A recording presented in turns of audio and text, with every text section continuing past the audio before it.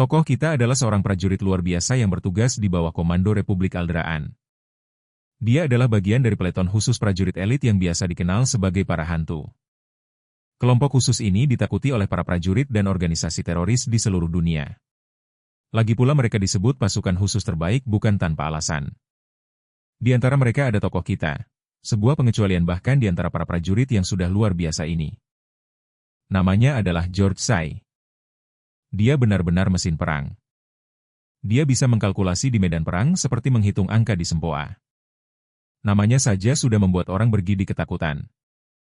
Itu juga sebabnya dia diberi julukan yang sangat cocok dengan kepribadiannya. Dikenal sebagai Tuan Perang, aksinya membuatnya mendapatkan bukan hanya pengagum tetapi juga musuh. Musuh yang menginginkan kematiannya dan pada akhirnya dia menemui nasib tragisnya. Dia ditembak mati. Sekarang jangan salah paham. Dengan semua pujian yang kuberikan pada tokoh kita itu bukan omong kosong belaka. Tidak ada musuh yang bisa mengalahkan monster sepertinya. Dia sebenarnya dikhianati oleh orang-orang yang pernah dianggapnya sebagai rekan. Dia menjalankan satu misi khusus dengan sangat mahir. Sehingga dia seorang diri memusnahkan seluruh pasukan musuh dalam waktu singkat. Tentu saja ini tidak disukai oleh kaptennya yang serakah, Beck, yang ingin menjadi pusat perhatian. Jadi pria malang itu akhirnya dibunuh dengan keji. Bahkan saat sekarat dia tidak percaya telah dikhianati. Bayangan seorang wanita bernama Sophia melintas di benaknya sebelum pikirannya menjadi kosong begitu dia pingsan. Dia segera membuka matanya hanya untuk menemukan mayat busuk yang siap bercinta dengannya. Tapi dia menyingkirkan mayat itu hanya untuk mendapati dirinya terbaring di tumpukan mayat yang mengelilinginya. Semua mayat ini berada di dalam truk sampah yang tanpa basa-basi membuang semuanya dari atas tebing. Saat mayat-mayat berjatuhan ke sungai, George berhasil meraih tepi tebing dan menyelamatkan hidupnya. Dia dengan cepat memanjat ke atas. Setelah benar-benar berada di ambang kematian, jumlah mayat yang baru saja dia lihat dibuang. Sangat mengejutkan. Orang-orang yang membuang mayat-mayat busuk ini tanpa santai saja, seolah membuang puluhan mayat busuk adalah bagian dari rutinitas sehari-hari mereka. Mereka senang bisa memberi makan ikan di Teluk Tokyo dengan makanan tambahan. Berbicara tentang Tokyo, sepertinya tokoh kita terbangun di Jepang. Sebuah tempat yang pernah menjadi tanah airnya di kehidupan masa lalu. Sebagai konteks, George ditembak mati pada tanggal 6 Juli, 2025. Dan sekarang telah bereinkarnasi di sebuah tempat yang dikenal sebagai Pulau Keputusasaan. Tentu saja George tidak tahu apa yang sedang terjadi. Hal terakhir yang dia ingat adalah menjalankan misi di Timur Tengah. Tapi sekarang dia telah dipindahkan ke Teluk Tokyo di Jepang. Semuanya terasa tidak masuk akal.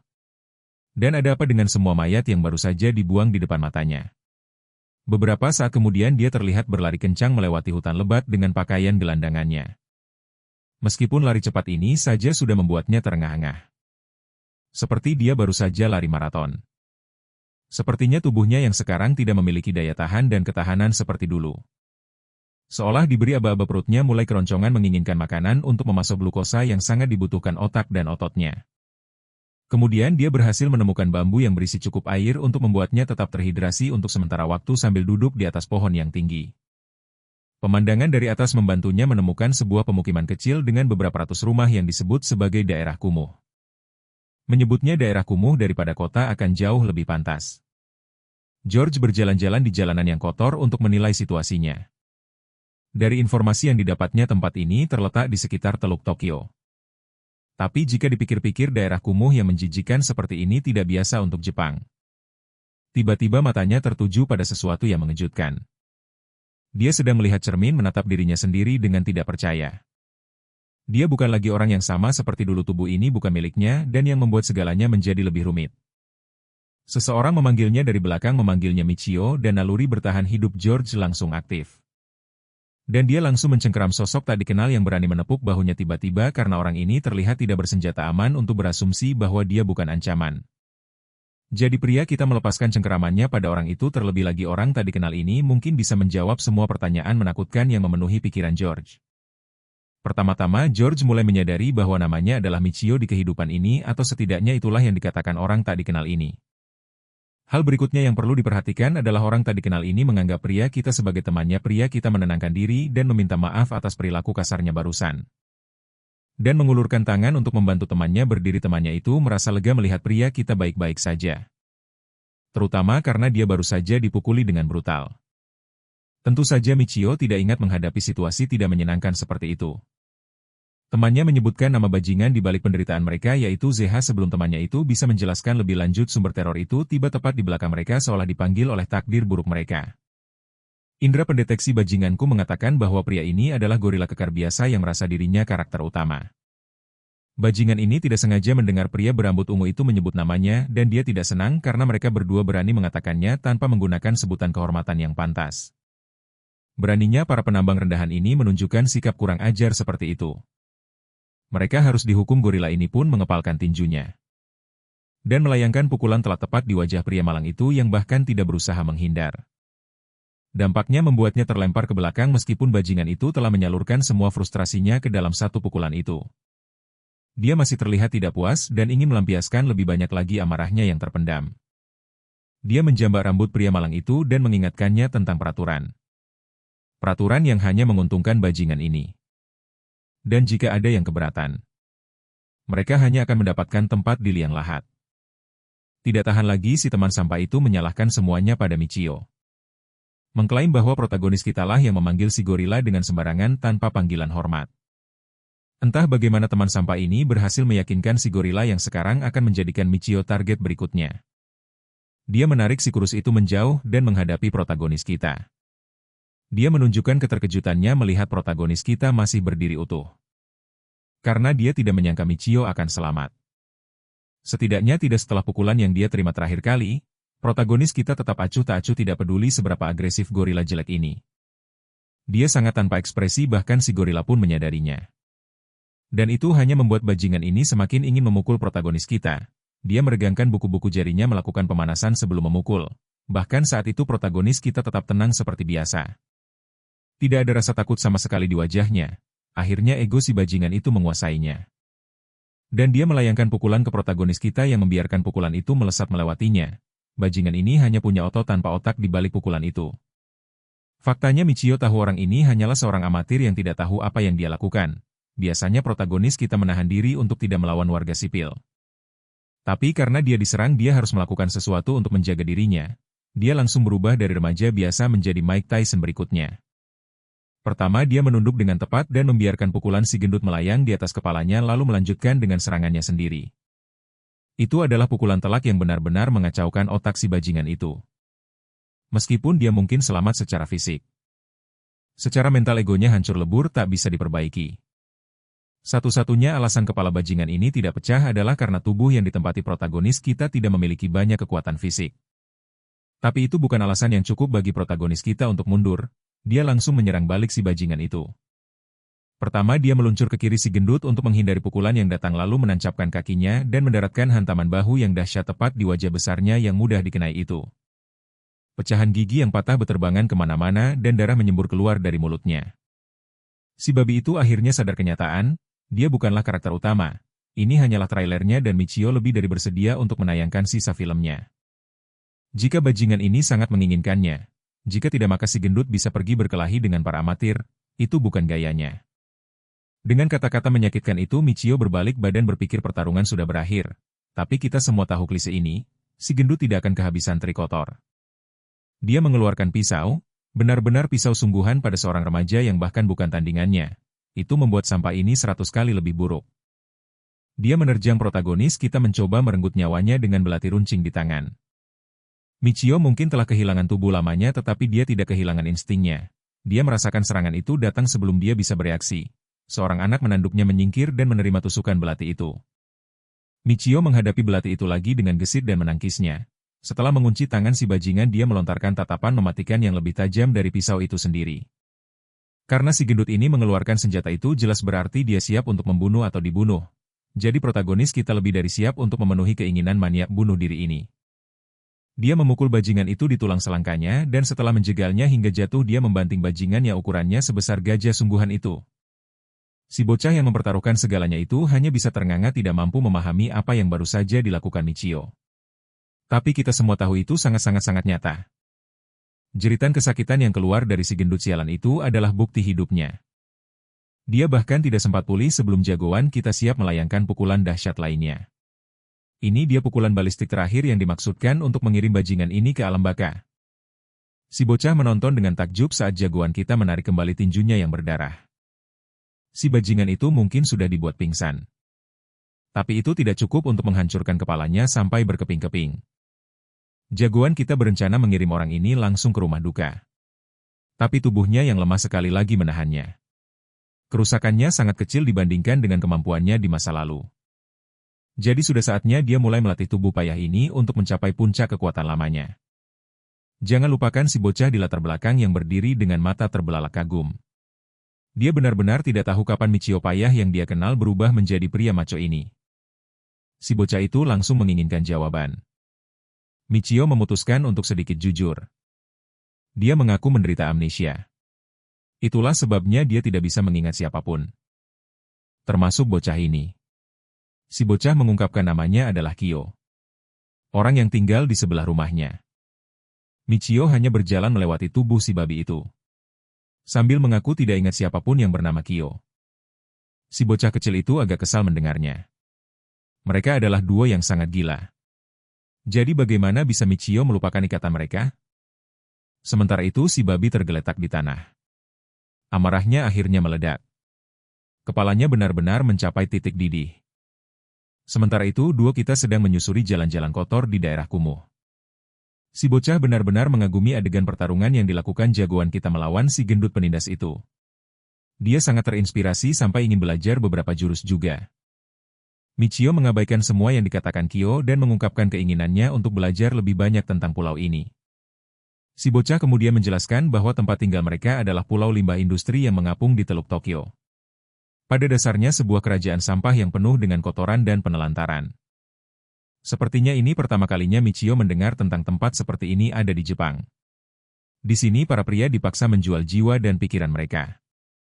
Sementara para wanita dan anak-anak bertahan hidup dengan menjual barang atau memulung sampah. Dan konsep keamanan bahkan tidak ada. Menyebut tempat ini comberan pun rasanya masih terlalu baik. Ini adalah tanah kotoran yang membusuk tempat kemajuan datang untuk mati.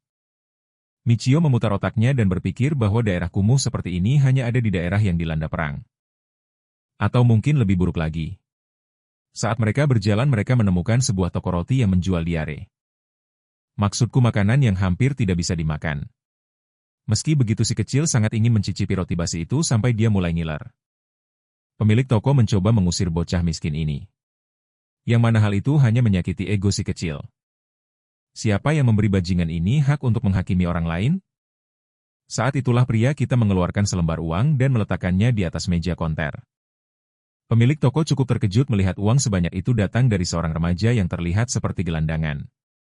Sementara itu, Kyo sangat gembira mendapatkan sepotong roti itu, dia benar-benar sangat bahagia. Meskipun dia penasaran dari mana anak itu mendapatkan uang sebanyak ini. Anak laki-laki itu mengaku bahwa dia memungutnya selama pertarungannya baru-baru ini. Meskipun dia tidak bangga merampok orang mati, setiap keping uang sangat berarti di tempat seperti ini dan bertahan hidup lebih utama daripada moral. Tentu saja mendengarnya berbicara seperti itu, Kyo dapat dengan jelas mengatakan bahwa ini bukanlah Michio yang dia ingat. Beberapa saat kemudian mereka tiba di rumah anak itu. Di dalam, ibu si anak terbaring di tempat tidur, tampak lemah dan sakit. Anak yang gembira itu dengan senang hati melaporkan bahwa mereka akan berpesta malam ini dengan roti yang dia dapatkan. Sang ibu terlihat seperti daun kering, kondisinya dengan jelas menceritakan kisah suram bahwa dia kekurangan gizi. Meski begitu, sang ibu lebih mengkhawatirkan anak kecilnya dan ingin anak itu memakan rotinya. Anak yang berbakti itu meyakinkan ibunya yang penyayang bahwa dia sudah kenyang. Jadi ini semua untuk dimakan ibunya ketika sang ibu bersikeras. Si kecil meyakinkannya lagi dan menyuruhnya untuk langsung memakannya. Senyum merekah di wajah jagoan kita melihat momen yang begitu mengharukan, tetapi masalah segera menyusul. Michio berusaha sekuat tenaga untuk membuka pintu depan tetapi tampaknya macet. Api sudah mulai menyebar ke seluruh rumah dan jika mereka tidak melarikan diri, mereka akan terpanggang hidup-hidup. Gubuk mereka telah dibakar oleh para penambang yang bekerja di bawah komando si babi yang sama, yang tampaknya ingin lebih banyak pukulan seolah-olah satu ronde tidak cukup. Dia pikir dunia berputar di sekelilingnya. Dan tidak akan tinggal diam sampai dia membalas dendam. Ibu dan anak yang malang itu terperangkap di dalam gubuk sementara api menyebar lebih cepat daripada emak-emak menyebarkan hoaks di grup WhatsApp. Sementara itu jagoan kita berusaha sekuat tenaga untuk mendobrak pintu dan keluar. Tetapi tidak peduli seberapa keras dia mendorong, semua usahanya gagal. Naluri prajuritnya berteriak bahwa ini adalah penyergapan yang rumit. Musuh telah menyegel pintu dari luar. Setidaknya ada 8 atau 9 penyerang yang menunggu di luar sana. Dia melihat sekeliling rumah, mengedarkan pandangannya untuk menemukan apapun yang bisa digunakan sebagai senjata darurat. Akhirnya matanya tertuju pada sebuah kantong yang sepertinya berisi sesuatu. Sambil mengambil kantong itu, jagoan kita bergegas dan mendobrak pintu hingga terbuka dengan satu tendangan. Bahkan orang-orang yang menahan pintu itu terlempar seperti kantong sampah. Satu-satunya yang menunggu di luar untuk jagoan kita adalah bajingan kotor itu bersama dengan antek-anteknya yang menjijikan. Seluruh gerombolan itu tertawa terbahak-bahak seperti hiena. Melihat mangsanya keluar untuk dibunuh, si gendut sialan itu memerintahkan prajurit pengecutnya untuk mengepungnya dari segala sisi dan para pekerja itu mematuhi tuan mereka. Mereka mengepung jagoan kita sepenuhnya. Sementara api di belakangnya memastikan dia benar-benar terperangkap. Satu-satunya jalan ke depan sekarang adalah melawan para bajingan ini. Dia jelas sudah muak dengan si gendut sialan yang masih belum kapok ini. Bajingan itu merespons dengan senyum lancang, berpikir dia sudah mengendalikan situasi. Tetapi pada kenyataannya kita semua tahu siapa yang akan dihajar habis-habisan.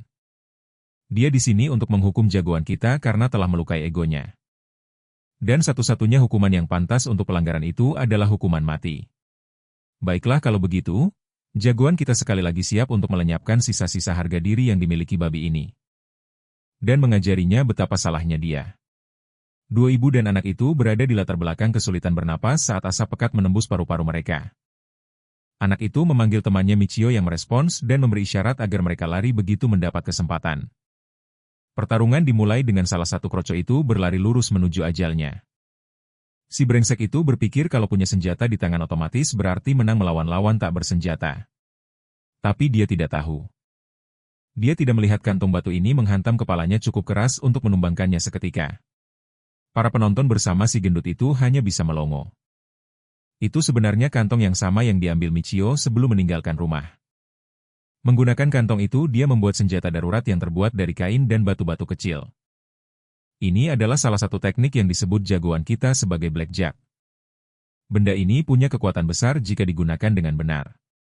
Saat diputar untuk membangun momentum, benda itu bisa dengan mudah menghancurkan tengkorak saat menghantam. Mungkin terlihat seperti senjata imut yang mudah dibuat.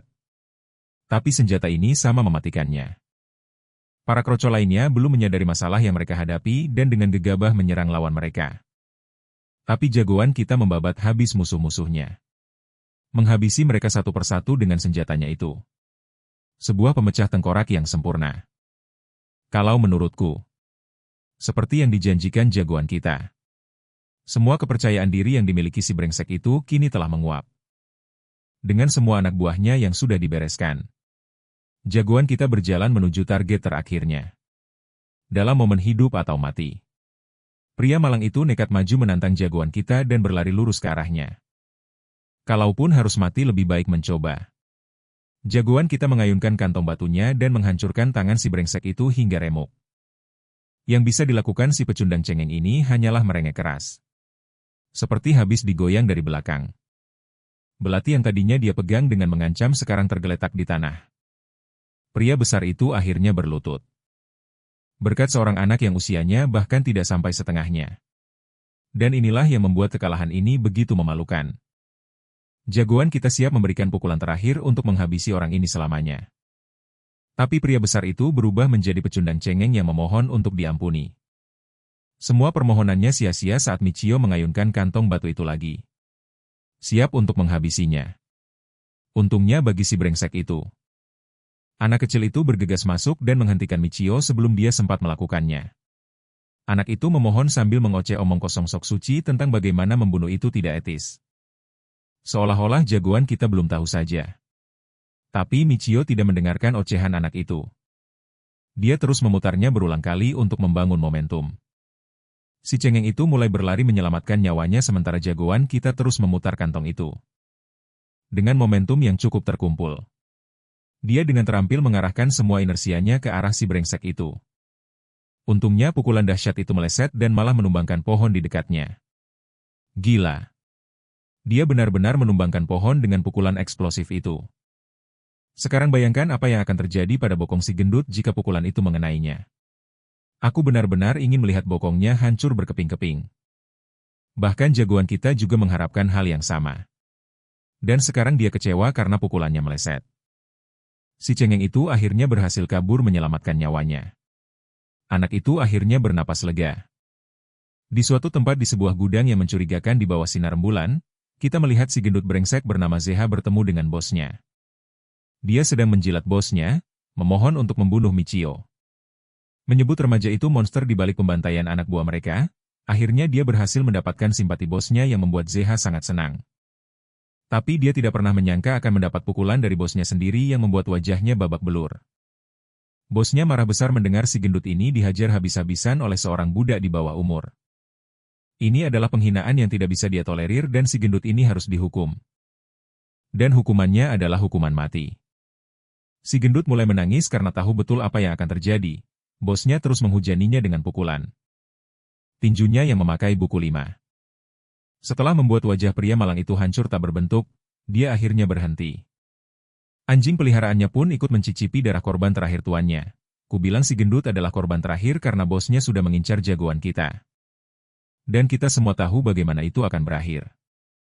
Kemudian kita kembali ke rumah kumuh milik Michio, di mana anak itu dan ibunya yang sakit sedang bersiap untuk beristirahat. Anak itu merasakan beban dari semua ini, begitu banyak usaha yang dia kerahkan untuk membangun tempat itu dan sekarang semuanya sia-sia. Dia merasa tidak berdaya. Tidak tahu harus berbuat apa dalam situasi tanpa harapan ini. Ibu yang sakit itu tidak ingin menjadi beban dengan tinggal di tempat Michio, tapi Michio sendiri cukup santai dengan itu. Lagi pula ini adalah sebuah kesepakatan. Bukannya dia menolong mereka karena kebaikan hatinya. Mereka memberinya informasi tentang pulau itu. Bagaimana pulau itu beroperasi. Di mana makanan dan perbekalan lainnya disimpan. Informasi kunci lainnya yang mungkin berguna untuk melawan para bajingan yang menguasai tempat ini. Dia ingin tahu segalanya. Bahkan detail terkecil sekalipun. Sementara itu Kyo muak dengan ekspresi dingin dan nada bicara tanpa jiwa yang ditunjukkan Michio belakangan ini. Emosi anak itu benar-benar meledak. Di sisi lain, jagoan kita. Berpikir bukan seperti ini seharusnya Kyo bersikap terhadap orang yang sama sekali asing. Kyo mengerti bahwa temannya kehilangan ingatan, tapi tidak paham bagaimana seluruh kepribadiannya bisa berubah. Apa ada yang salah di sini? Dalam hati, Michio setuju dengan apa yang dikatakan anak itu. Di kehidupan sebelumnya dia adalah seorang tentara yang ditembak mati oleh sekutunya sendiri. Dia yakin ada seseorang yang lebih senior di balik pembunuhannya, kemungkinan besar kaptennya. Dengan semua yang telah terjadi, dia tidak akan tinggal diam di daerah kumuh ini. Dia pasti akan kabur dari lubang kotor ini. Dan membalaskan dendam kepada setiap pengkhianat yang telah membunuhnya.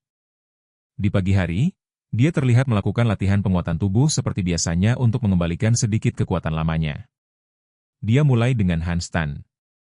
Kemudian beralih ke push-up vertikal, memastikan lengan dan otot intinya cukup terlatih. Dia harus mengembalikan tubuh lamanya jika dia benar-benar ingin bertahan hidup di sini saat dia menjalani rutinitas paginya. Seseorang datang berlari ke arahnya. Ternyata itu adalah orang yang sama seperti sebelumnya. Orang yang benar-benar menjerumuskan protagonis kita. Sekarang anak ini ada di sini untuk mengingatkan Michio tentang giliran kerja mereka di tambang. Jika mereka terlambat, hanya hukuman yang menanti. Protagonis kita tidak terlalu memikirkan kejadian di masa lalu. Seperti bagaimana si gila ini mengkhianatinya saat itu juga. Dan memutuskan untuk pergi ke tambang. Dia mungkin bisa mengumpulkan beberapa informasi bagus di sana. Di tambang bawah tanah, semua penambang berdiri dalam dua barisan di bawah komando bos mereka. Di antara mereka ada protagonis kita dan beberapa preman yang dia hajar habis-habisan kemarin. Mereka mulai gemetar saat mereka melihat protagonis kita di antara kru. Michio tidak butuh waktu lama untuk mengenali siapa orang-orang ini. Bos akhirnya berteriak dengan pengumuman penting. Zeha, pengawas yang bertanggung jawab atas tim G, telah tewas. Berita ini mengejutkan semua orang, terutama para mantan anak buah Zeha. Dengan menyingkirnya Zeha, bos menunjuk nomor 8 sebagai pemimpin baru tim G. Orang yang sama yang mengkhianati protagonis kita. Tentu saja si pengecut ini kesulitan menerima kenyataan bahwa dia sekarang mengambil posisi orang yang paling dia takuti. Para penambang dipaksa melakukan pekerjaan fisik dari jam 7 pagi hingga jam 11 malam. Mereka bekerja jauh di dalam terowongan.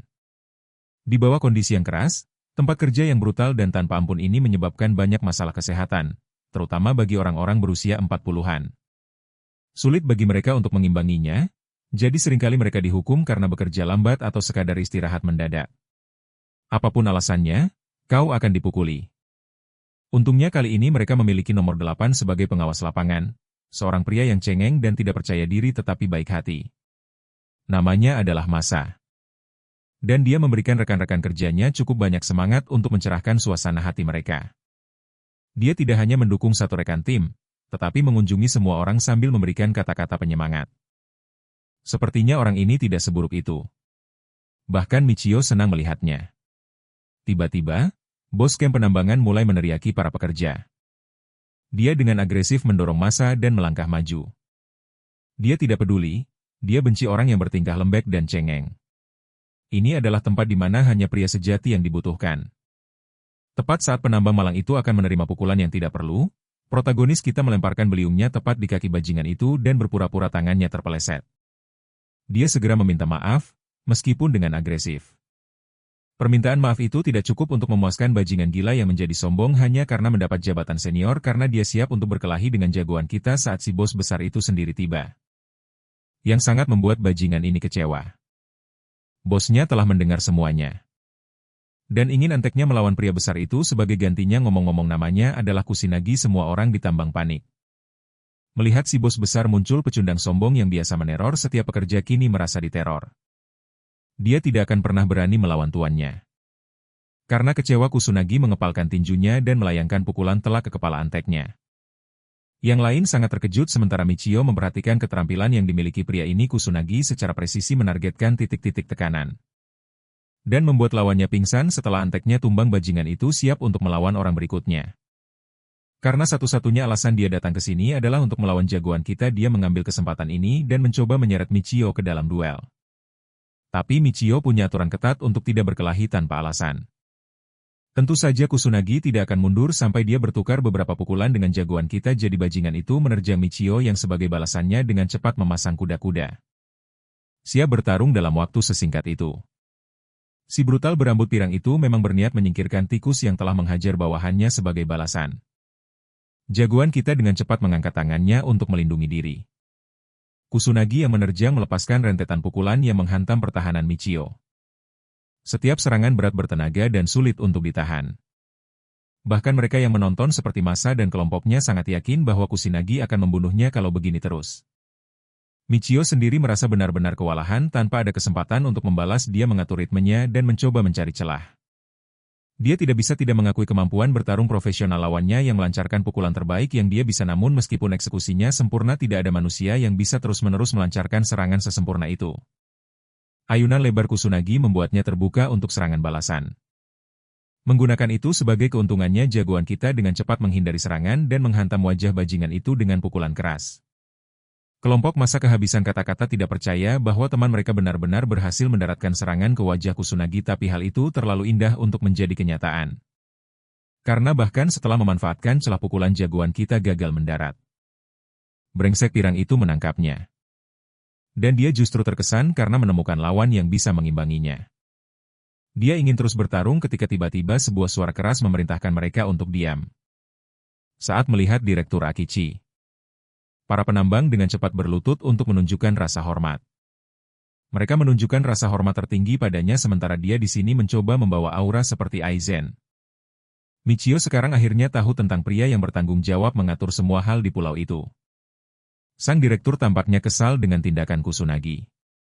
Percaya bahwa mereka akan terus kehilangan budak jika dia terus memukuli mereka sampai mati. Dia bahkan mengancam akan melaporkan situasi tersebut kepada Blood Pak Markus. Jika dia tidak berhenti. Penyebutan Blood Pak Markui saja membuat Kusanagi bergidik dan mempertimbangkan kembali tindakannya. Pria itu mengeluarkan sisi menawannya dan bertingkah seolah-olah dia mencoba membantu dengan sedikit bimbingan untuk para penambang. Sambil berjalan melewatinya, Akachi mengejeknya habis-habisan. Mengingatkan si kasar itu bahwa satu-satunya keahliannya adalah memukul. Hal-hal yang sebenarnya membutuhkan IQ standar saja sudah jauh di atas kemampuannya. Ucapan itu membuatnya sangat marah. Tapi bukan berarti dia bisa memukul bosnya sendiri. Meskipun aku ingin sekali hal itu terjadi. Sementara itu para budak yang berlutut. Akichi datang untuk mengingatkan mereka bahwa pekerjaan mereka adalah fokus menambang.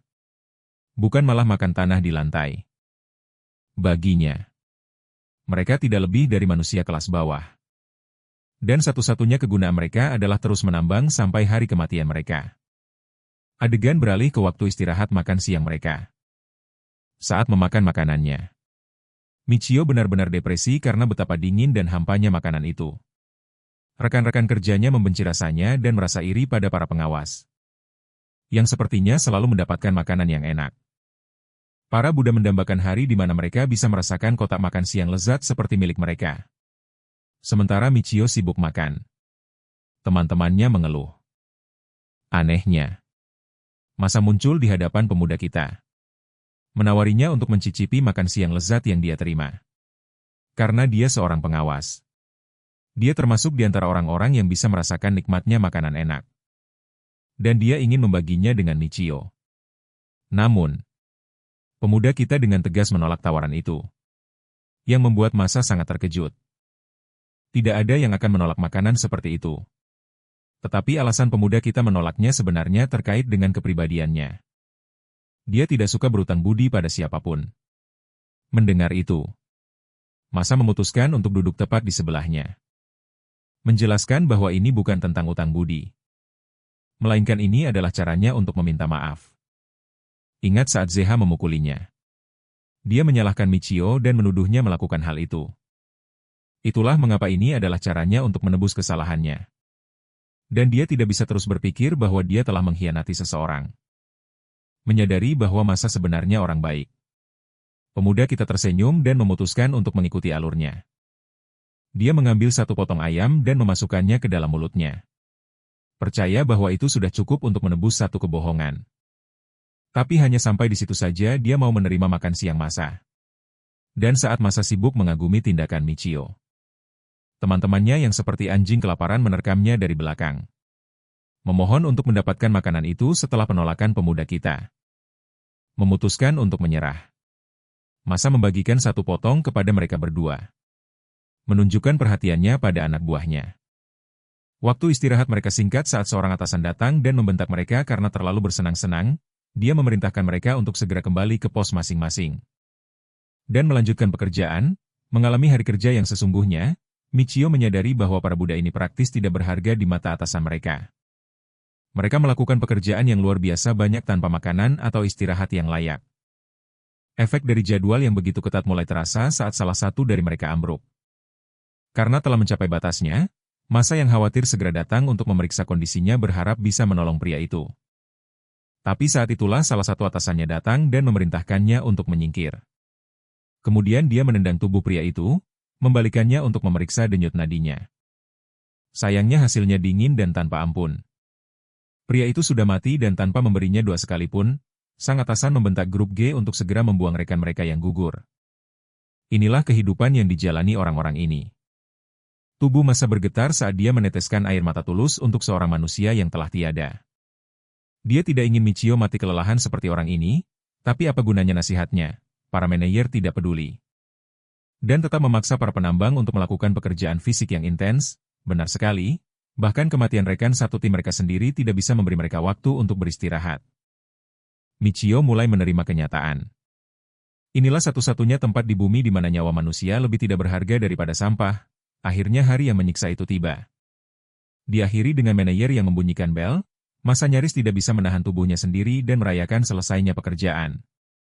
Michio di sisi lain tampak tidak terganggu seolah-olah dia bahkan belum bekerja. Cowok ini benar-benar berbeda. Dia memberitahu temannya bahwa dia sudah terbiasa mengalami ketegangan fisik semacam ini. Jadi itu tidak mengganggunya. Tapi Masa tidak bisa mempercayainya. Dia mulai bertanya-tanya apakah Michio itu manusia. Pada saat itu manajer membentak mereka untuk menghentikan percakapan yang tidak berguna. Ngomong-ngomong, di akhir setiap hari para pekerja dipaksa untuk telanjang dan dalam keadaan telanjang dan kelelahan, mereka disuruh berjalan ke atas tanpa henti. Manajer mendorong mereka melampaui batas kenyamanan mereka dan memastikan tidak ada pencurian dengan memeriksa tubuh mereka. Omong-omong, Ini juga berarti memeriksa bagian belakang mereka karena tampaknya seorang pencuri bersedia melakukan sejauh itu. Setelah pemeriksaan selesai mereka dibawa ke permukaan. Di sini, kelompok G9 ditempatkan untuk dibayar atas pekerjaan 1 hari. Mereka dibayar hanya 1.000 yen yang menyedihkan. 16 jam yang menyiksa hanya untuk ini, tapi bagi para budak. Bayaran ini seperti mendapatkan $1 juta di rekening bank mereka. Seorang pria bertingkah sangat mencurigakan dengannya, aku khawatir dia akan menikahi uang itu. Michio merasa jijik dan terkejut dengan keadaan para budak ini yang sangat bersukacita dalam kondisi yang tidak menyenangkan. Tiba-tiba para budak itu merasakan kebahagiaan sejati sementara Michio gagal memahami reaksi mereka. Mereka melompat-lompat seperti orang bodoh saat melihat tempat obral Smiley.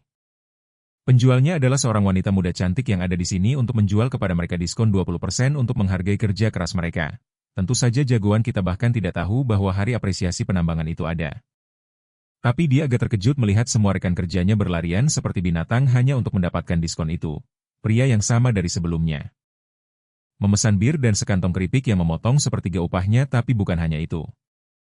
Dia juga menyerah pada keserakahannya dan mengambil camilan cumi sama seperti dia para budak lainnya mulai menggila menyebabkan wanita itu menyuruh mereka untuk diam. Para budak itu dengan cepat mabuk karena bir. Merasakan kebahagiaan langka yang tidak akan pernah bisa mereka rasakan sebaliknya. Sementara beberapa orang lain mencoba menahan diri untuk tidak menghabiskan semua uang mereka. Ada juga orang yang menghabiskan seluruh jumlahnya dalam 1 hari menyaksikan pemandangan orang-orang ini bersenang-senang dalam kesenangan sesaat. Membuang-buang semua uang mereka membuat Michio mempertanyakan perilaku mereka lagi meskipun mereka diperlakukan seperti sampah beberapa saat yang lalu. Para budak yang sama ini tiba-tiba merasa berada di puncak dunia saat ini masa datang dan menyesal karena iri pada orang lain. Sementara tokoh kita mengetahui bahwa dia sebenarnya tidak membelanjakan apapun meskipun dia juga ingin merasakan kebahagiaan seperti rekan kerjanya masa terpaku pada tujuan yang jelas. Dia akan membeli tiket Paraiso dan itu membutuhkan tabungan yang serius karena penasaran Michio dengan cepat bertanya kepadanya tentang informasi tiket itu. Masa menyadari bahwa temannya ini dengan cepat lupa tentang apa yang dijanjikan kepada mereka pada hari mereka tiba di pulau itu. Saat itu mereka dijuluki sebagai budak yang akan dipaksa bekerja dengan jam kerja yang tidak manusiawi dan diperlakukan lebih buruk dari binatang.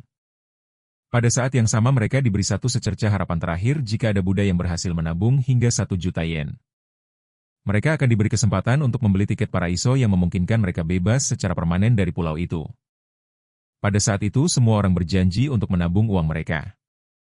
Untuk melarikan diri dari pulau itu, ya pria berkacamata yang sama yang paling bersemangat saat itu dan sekarang dia adalah orang bodoh yang tenggelam dalam kesenangannya.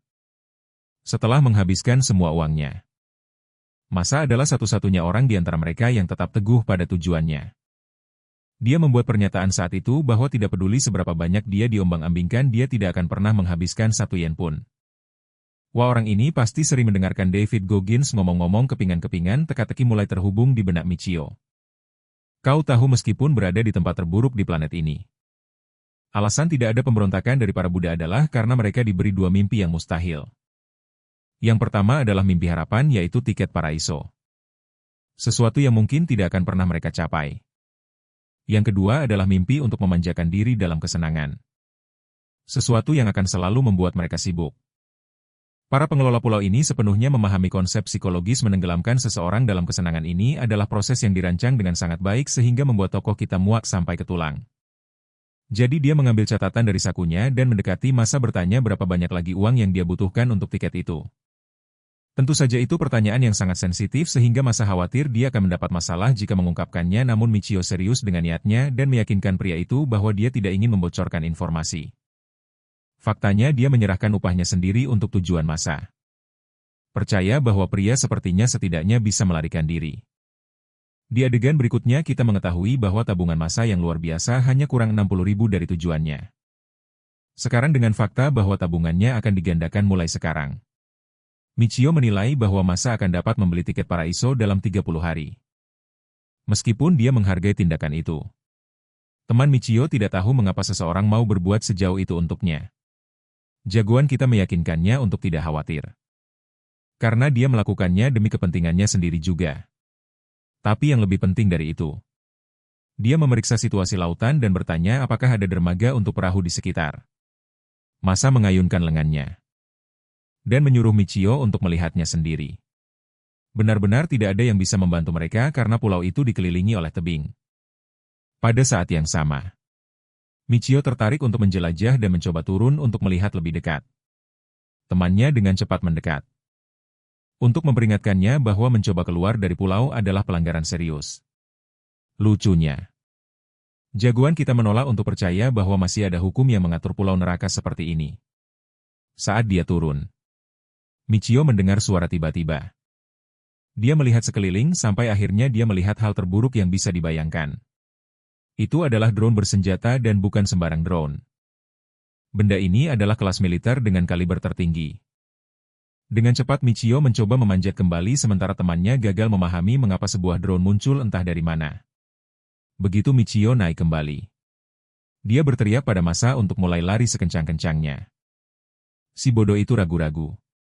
Tetapi kemudian sebutir peluru menyerempet wajahnya. Membuatnya sadar bahwa jagoan kita benar-benar tidak main-main.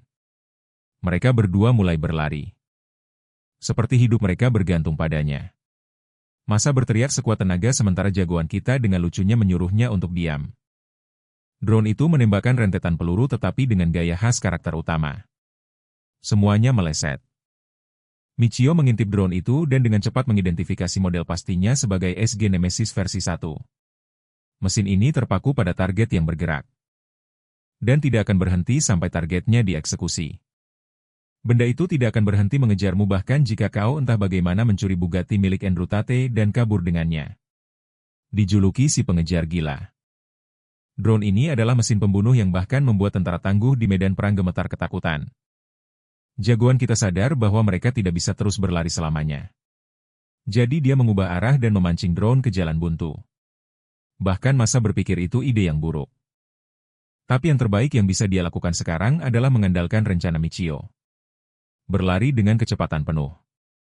Mereka memaksa drone untuk mengikuti mereka dengan juga mengubah arah dan menuju ke hutan lebat.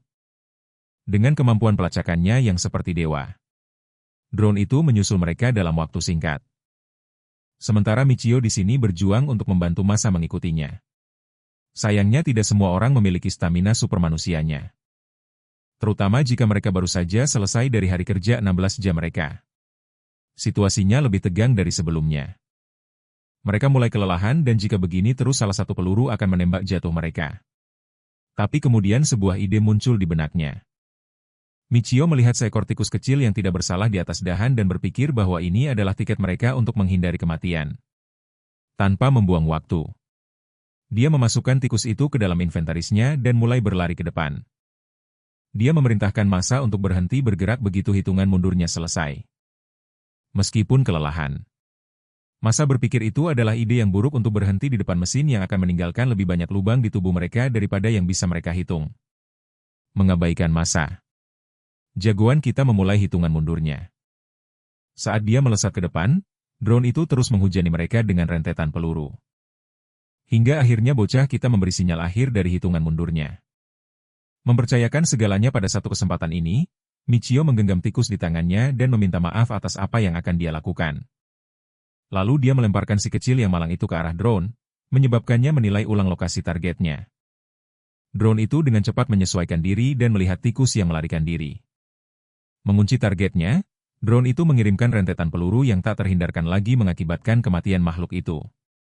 F di kolom komentar untuk prajurit kita yang gugur.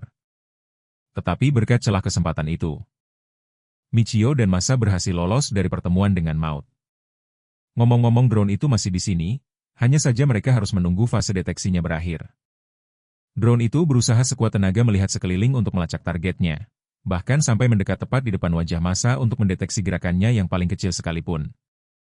Michio di sisi lain, berusaha keras untuk diam sampai-sampai tubuhnya menolak untuk menggerakkan satu otot pun. Satu-satunya masalah adalah keringat yang menetes di wajahnya, untungnya suaranya sangat kecil sehingga drone gagal mendeteksinya. Bahkan drone itu mengubah arahnya. Dan menganggap eksekusi telah selesai. Dan begitulah cara massa dan Michio selamat dari amukan si pengejar gila. Itu adalah situasi yang sangat genting. Dan bocah kita juga tahu itu, dia membantu temannya dan menjelaskan bahwa mesin pembunuh yang baru saja mereka hadapi adalah drone yang dikembangkan oleh militer Adlamir. Satu-satunya tujuannya adalah membunuh tanpa ampun. Dan pembunuhannya sangat kejam sehingga drone itu tidak bisa membedakan kawan dari lawan. Model itu dianggap cacat dan brutal. Saking parahnya sampai tidak pernah digunakan dalam perang lagi, Masa sangat terkejut dengan gagasan menggunakan drone semacam itu di medan perang. Itu terdengar mengerikan. Sementara bocah kita, dia tenggelam dalam pikirannya. Tidak tahu mengapa mesin pembunuh kejam seperti itu digunakan di pulau ini. Terutama karena drone itu dianggap sangat berbahaya sehingga dilarang untuk dijual ke negara lain. Pulau ini menyimpan lebih banyak misteri daripada yang dia duga. Menimbulkan pertanyaan apakah militer Adlamir entah bagaimana terhubung dengannya setelah pertemuan yang nyaris merenggut nyawa dengan para drone. Michio akhirnya kembali ke rumah. Seketika itu juga, anak kecil itu senang melihatnya masih hidup. Dia tampak khawatir karena Michio butuh waktu lama untuk kembali, tetapi ibu anak itu mengingatkannya untuk fokus menyambut teman mereka dengan benar. Michio yang penasaran berjalan mendekat untuk melihat apa yang sedang dimasak. Dan menemukan bahwa itu adalah sup spesial yang sedang dibuat Kyo. Yah, dari kelihatannya, itu sulit disebut hidangan spesial. Tapi yang mengejutkan Michio, anak itu menggambarkan makanan ini sebagai suguhan mewah karena sisa makanan yang mereka terima. Ya, sisa makanan dan ya, mewah. Ini hanya menggambarkan betapa menyedihkannya kehidupan para Buddha ini. Tanpa basa-basi lagi, saatnya untuk menyantap dan menguji keahlian si mungil. Michio yang bak Gordon Ramsay menyuapkan sesendok ke mulutnya berpikir itu adalah makanan gurih yang lezat tapi nyatanya makanan itu bahkan tidak pantas disebut begitu. Kalau dilihat dari wajahnya dia sepertinya sedang mempertanyakan semua keputusan dalam hidupnya. Dia menggambarkan rasanya sangat asam dan bertanya-tanya apakah makanan sialan ini aman untuk dikonsumsi. Bahkan jika dibandingkan dengan jatah makanan militernya yang menyedihkan di masa lalu. Makanan itu jauh lebih baik daripada makanan anjing yang dia makan sekarang. Tapi anehnya meskipun makanannya begitu menyedihkan dan menjijikan, Kyo tampaknya sangat menikmatinya. Ya Michio bahkan tidak bisa memahami reaksi seperti itu. Sepertinya anak itu belum pernah merasakan sesuatu yang lebih baik seumur hidupnya. Sementara Michio bertanya-tanya tentang ketertarikan anak itu pada makanan seperti itu. Dia mengetahui bahwa sisa makanan di Pulau Sialan ini sebenarnya sangat sulit didapat. Pada akhirnya Kyo harus makan makanan yang jauh lebih buruk saat tumbuh dewasa. Jadi makanan ini terasa seperti surga baginya. Saat anak laki-laki itu melahap cacing tanah seolah-olah itu mie yang gurih ibunya menunjukkan ekspresi khawatir di wajahnya. Dia bahkan tidak bisa menatap anaknya dan Michio menyadari hal itu dengan penuh rasa ingin tahu dan keheranan. Anak kecil itu bersorak saat melihat sepotong kecil daging di antara sisa makanan. Bagi para Buddha dan orang-orang yang tinggal di pulau ini, menemukan sepotong daging itu seperti memenangkan lotre. Anak itu menyendopnya dengan gembira. Dan setelah acara makan mereka akhirnya selesai, dia menoleh ke pria kita dengan telapak tangan terbuka. Michio yang bingung tidak tahu apa yang harus dia serahkan dengan ekspresi kesal.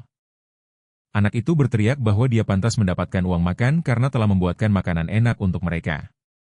Sayangnya satu-satunya upah yang didapat Michio langsung diserahkan kepada orang lain. Jadi dia tidak punya apa-apa untuk diberikan. Kyo yang malang sangat terpukul mendengar bahwa pria kita menyerahkan uangnya kepada orang yang tidak dikenal. Keadaan menjadi lebih buruk. Ketika Kyo mengetahui bahwa dia akan terus menyerahkan upah hariannya kepada masa mulai sekarang. Anak itu sangat terkejut sampai-sampai dia menjatuhkan mangkuk supnya yang berharga. Dia menyalahkan pria kita yang mungkin sedang berdoa pada Tuhan agar tidak kena serangan jantung. Setelah memakan tumpukan sampah itu, Kyo sangat sedih karena supnya yang berharga terbuang sia-sia. Sementara Michio menyelesaikan makannya dan menjelaskan bahwa dia punya sebuah rencana. Dia memerintahkan anak itu untuk mengambil semua sisa makanan dan mengikutinya. Anak itu tidak tahu apa yang direncanakan pria kita tapi dia memutuskan untuk mengikuti sarannya. Jadi di adegan berikutnya mereka berada di dalam hutan. Menatap sebuah keranjang dan setumpuk sisa makanan. Kyo sama sekali tidak tahu apa yang akan dilakukan pria ini di tengah malam buta. Anehnya Michio mengambil mangkuk sup itu dan menumpahkannya ke tanah. Di mata Kyo itu terlihat seperti pemborosan makanan berharga tapi bukan itu intinya. Kau tahu pria kita ini cerdas. Dia bermaksud menggunakan sisa makanan yang bau itu sebagai umpan untuk menyiapkan jebakan. Kau ingat keranjang itu? Itu seharusnya menjadi penahan jebakannya. Untuk menangkap hewan apapun yang mencoba memakan makanan itu. Dengan jebakan yang sudah disiapkan pria kita yakin bahwa mereka setidaknya akan bisa menangkap hewan-hewan kecil dengannya tentu saja penyebutan tikus saja sudah cukup untuk membuat siapapun jijik. Bahkan seseorang seperti Kyo yang tinggal di Pulau Kumuh sekalipun tapi begini masalahnya. Michio menjelaskan bahwa tikus selokan dikenal membawa penyakit. Tapi tikus yang ditemukan di alam liar adalah cerita yang sama sekali berbeda. Mereka adalah sumber protein yang sangat baik untuk digunakan saat dibutuhkan. Selain itu, dia tidak masalah menangkap sesuatu yang lain jika Kyo tidak tertarik makan tikus. Michio mengajak anak itu berjalan-jalan lebih jauh. Beberapa waktu berlalu.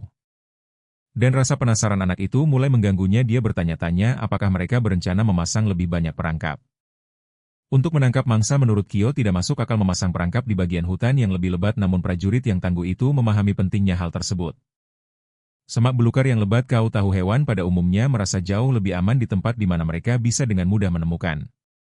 Perlindungan omong-omong mata Kyo terbelalak kaget saat melihat perangkap Michio. Perangkap itu ternyata berhasil menangkap seekor burung berkat perangkap umpan sederhana. Dengan adanya si kecil ini, Michio berpikir mereka sudah punya cukup makanan untuk makan malam yang enak. Mata Kyo berbinar gembira saat dia menyetujui usulan Michio. Mari kita beralih sudut pandang dan melihat apa yang terjadi di gedung administrasi lokasi penambangan. Menilai hasil mereka, Akichi mengetahui bahwa mereka menghasilkan hampir 650 ton dari penambangan. Namun 9 Buddha tewas dalam prosesnya karena kelelahan. Dengan begitu banyak kematian yang menumpuk dalam rentang waktu 1 minggu. Tidak mengherankan bagi siapapun bahwa kekurangan gizi mereka. Dan kondisi yang melemah mulai berdampak. Washima, wakil direktur proyek itu, menyuarakan nasib para pekerja. Pria baik hati itu mengerti bahwa mereka harus lebih banyak membantu para Buddha dengan makanan yang layak dan waktu istirahat. Tapi tentu saja karena Akichi adalah bajingan menjijikan, dia melemparkan kertas-kertas itu ke udara dalam upaya untuk terlihat keren.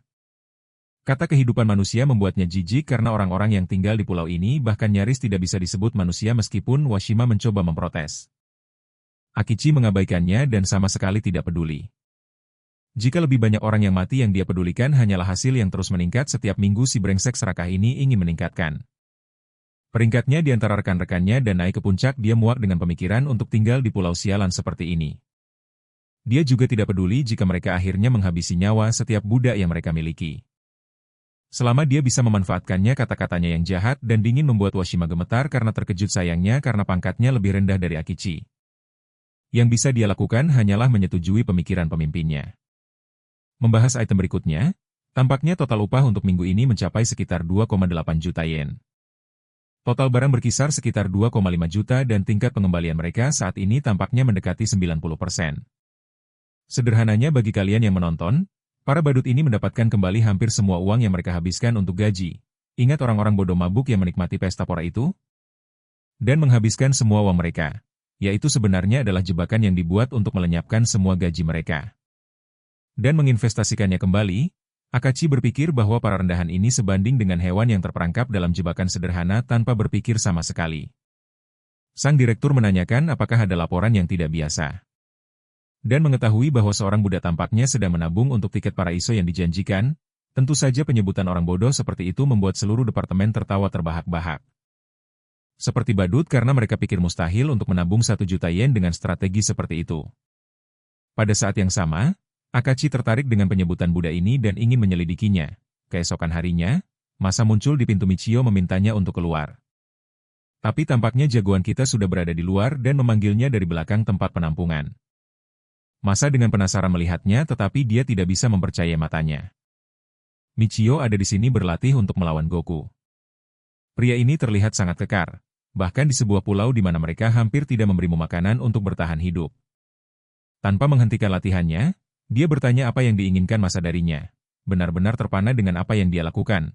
Masa menjelaskan bahwa dia sebenarnya datang ke sini agar mereka bisa pergi bekerja bersama. Tapi dia kehilangan kata-kata saat ini. Michio menghentikan latihannya dan menjelaskan bahwa dia sedang mencoba untuk memperkuat tubuhnya yang lemah. Lagi pula, jika dia harus mencapai tujuannya, dia tentu perlu memiliki kekuatan untuk menyamai level sebelumnya. Agar dia bisa membunuh para bajingan yang mengkhianatinya, tentu saja Masa tidak tahu apa-apa tentang kehidupan masa lalu Michio. Dan hanya menganggap jagoan kita sebagai orang aneh karena berlatih tepat sebelum hari kerja yang berat. Mendengar obrolan mereka membuat Kyo keluar juga. Dia baru saja bangun dan melirik pria di depannya. Masa dengan cepat memperkenalkan dirinya sebagai rekan kerja Michio di lokasi tambang. Sayangnya, nama Masa membuat anak kecil itu marah karena Michio telah menyerahkan semua uangnya kepadanya. Kyo menuntut agar upahnya segera dikembalikan. Menyatakan bahwa mereka akan menggunakan uang itu untuk membeli makanan, anak malang itu mengungkapkan kesengsaraan mereka. Karena mereka tidak pernah punya cukup uang untuk membuat perut mereka kenyang, ekspresi Kyo membuat kenangan masa kembali muncul di kepalanya. Mengingat suatu masa di mana adik perempuannya, Yui, merasa lapar. Masa akan memasak dan merawatnya, dan gadis kecil itu sangat menyukai masakan kakak laki-lakinya. Kenangan saat dia membuat roti kering untuk Yui. Kegembiraan yang dia rasakan saat membuatnya. Masa ingin merasakan semua itu lagi, jadi dia berlutut di hadapan Kyo dan meminta maaf karena telah mengambil uang Michio. Perhatikan bagaimana dia tidak memarahi seorang anak atau mencoba menjelaskan dengan istilah yang hanya akan dimengerti oleh orang dewasa. Ini disebut kecerdasan emosional. Untuk memberikan pengalaman baru yang berkesan bagi Kyo. Dia memberitahu anak itu bahwa dia akan membawa hadiah lain kali agar mereka bisa melupakan momen ini meskipun sedikit frustrasi. Kyo tidak masalah menerima hadiah itu selama bernilai uang yang lumayan. Saat mereka tertawa, pemuda kita mengenakan kemejanya. Untuk menyambut hari kerja yang berat di adegan berikutnya mereka berada di tambang. Para budak bekerja sangat keras secara tidak manusiawi membuat beberapa dari mereka diambang kelelahan. Faktanya Masa memperhatikan keadaan Haida yang berbahaya. Dan memberi isyarat kepada temannya yang lain Ishizuka untuk menutupi posisinya. Ishizuka dengan cepat melompat ke karung Haida yang berat. Dia bersikeras untuk mengambil alih pekerjaannya sementara dia bisa beristirahat. Kualitas kepemimpinan Masa yang mengesankan ternyata disadari oleh direktur sendiri. Para pekerja terkejut tidak percaya bahwa Akichi sendiri telah datang untuk menemui mereka. Direktur benar-benar terkesan dengan kepedulian Masa terhadap kesejahteraan rekan kerjanya. Rumor tentang kompetensinya tampaknya benar. Sementara itu Masa di sini bertanya-tanya bagaimana serangga rendahan sepertinya tiba-tiba menjadi perhatian direktur. Akachi menjelaskan bahwa kemampuan Masa untuk menghasilkan hasil berkualitas tinggi bagi timnya. Selalu mengelola dengan baik tanpa kekerasan telah diperhatikan di mata kelompok admin. Pria itu gemetar karena terkejut sebelum menundukkan tubuhnya untuk berterima kasih kepada direktur atas kata-kata baiknya. Akachi tersenyum. Firasatku mengatakan bahwa si jahat itu sedang merencanakan sesuatu. Direktur memberitahu Masa bahwa dia sebenarnya datang untuk memberikan bonus khusus kepada pemuda itu karena menunjukkan kepercayaan diri seperti itu. Mendapatkan imbalan atas kerja kerasmu adalah hal yang tidak biasa di antara para pekerja. Jadi Masa benar-benar lengah. Sementara Akashi percaya bahwa hadiah mungkin meningkatkan motivasinya untuk bekerja. Di latar belakang Washima tampak jijik karena suatu alasan menandakan bahwa sesuatu yang buruk akan terjadi. Bahkan pemuda kita Michio mengamati dengan tajam adegan yang sedang berlangsung. Direktur yang licik menjelaskan bahwa untuk menerima hadiah seperti itu, mereka harus berbicara di tempat yang aman. Karena tambang ini penuh dengan orang-orang jahat yang bisa mencuri hadiahnya. Dan dengan kata-kata itu dia memancing Masa keluar memintanya untuk ikut dengan mereka ke lokasi yang lebih aman. Dengan cepat mencari bimbingan Michio, dia memberitahu pemuda kita bahwa dengan begini dia mungkin benar-benar bisa mencapai mimpinya untuk mendapatkan para isopas. Namun indera pemuda kita sedang waspada. Dia ingin Masa tetap waspada karena ada sesuatu yang aneh dengan situasi ini. Tentu saja diliputi oleh kegembiraan hadiah itu, Masa berpikir itu akan baik-baik saja bahwa itu adalah pertanda keberuntungan. Dan berkah atas kerja keras. Jadi dia dengan cepat berlari untuk menyusul kelompok Akichi. Sebelum pergi Kusunagi memanggil Michio dengan namanya saat senyum merayap di wajahnya. Dia memberikan senyum jahat kepada pemuda kita. Bertanya apakah dia khawatir sesuatu akan terjadi pada temannya. Kusanagi akhirnya memberitahu Michio bahwa mereka akan menggunakan tempat Masa untuk berkumpul. Di adegan berikutnya itulah yang akhirnya terjadi. Pria lugu itu membawa kelompok Akichi kembali ke tempatnya. Merasa malu mengundang teman-temannya ke tempat yang kotor, sang direktur membantah. Dan berargumen bahwa ruangan tertutup sangat ideal untuk percakapan mereka. Ya, aku mulai melihat tanda-tanda kematian yang besar. Kasihan sekali nasib Masa. Dia dengan cepat menyambut mereka masuk sambil sekali lagi meminta maaf karena rumahnya yang tidak nyaman dan kotor. Dengan ekspresi penuh kegembiraan dia menyuruh tamunya untuk bersantai sementara dia membuatkan teh untuk dinikmati bersama. Tapi saat itulah kejadiannya. Topeng direktur kejam itu akhirnya terlepas saat dia menunjukkan rasa jijiknya pada tempat yang kotor itu. Bahkan sebelum Masa bisa memproses apa yang sedang terjadi, Akichi memberi isyarat kepada anak buahnya untuk menggeledah setiap sudut rumahnya.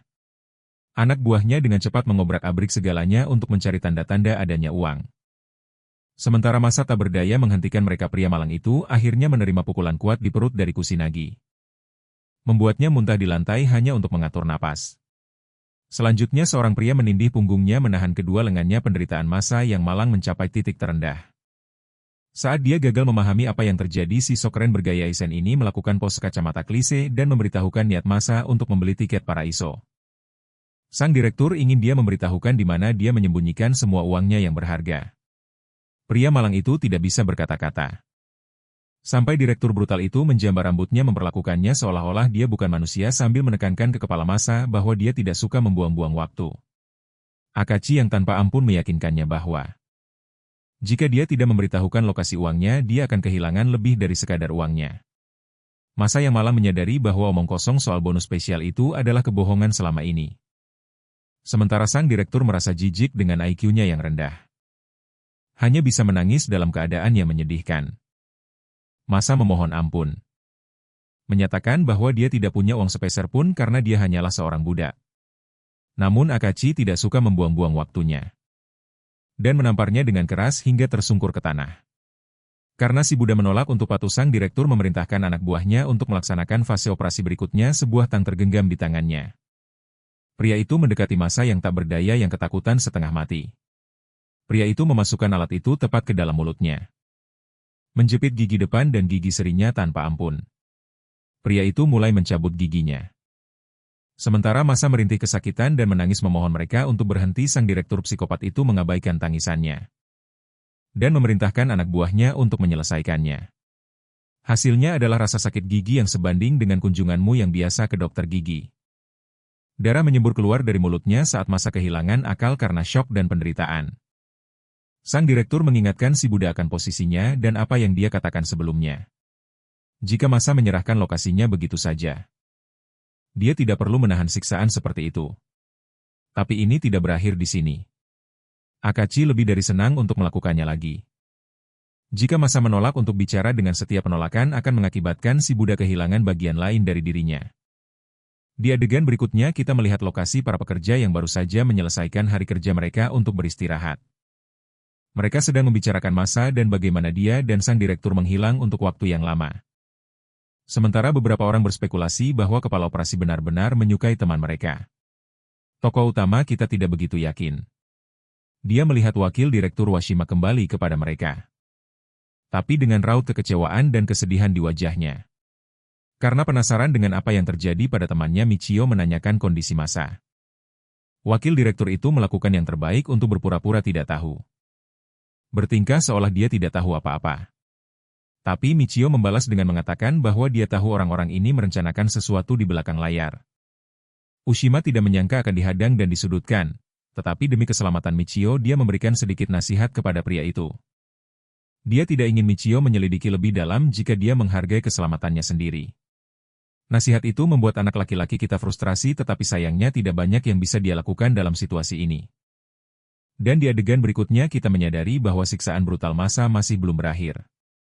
Dia telah kehilangan sebagian besar giginya dan bahkan tidak bisa mengatakan apa-apa tanpa meraung kesakitan.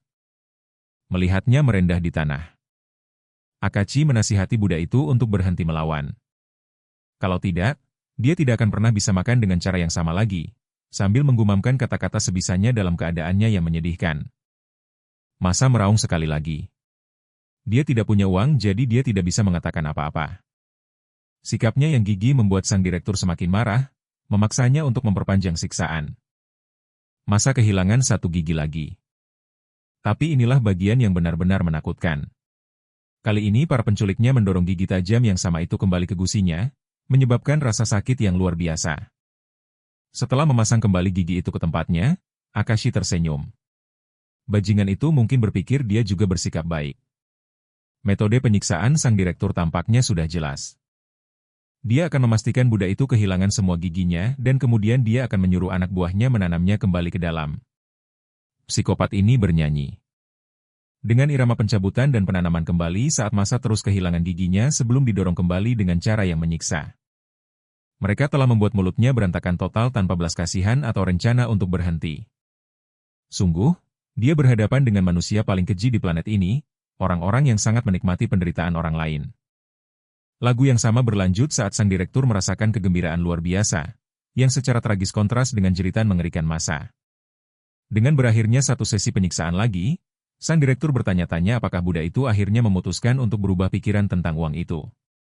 Wajah Masa tergeletak di antara gigi-giginya yang tanggal.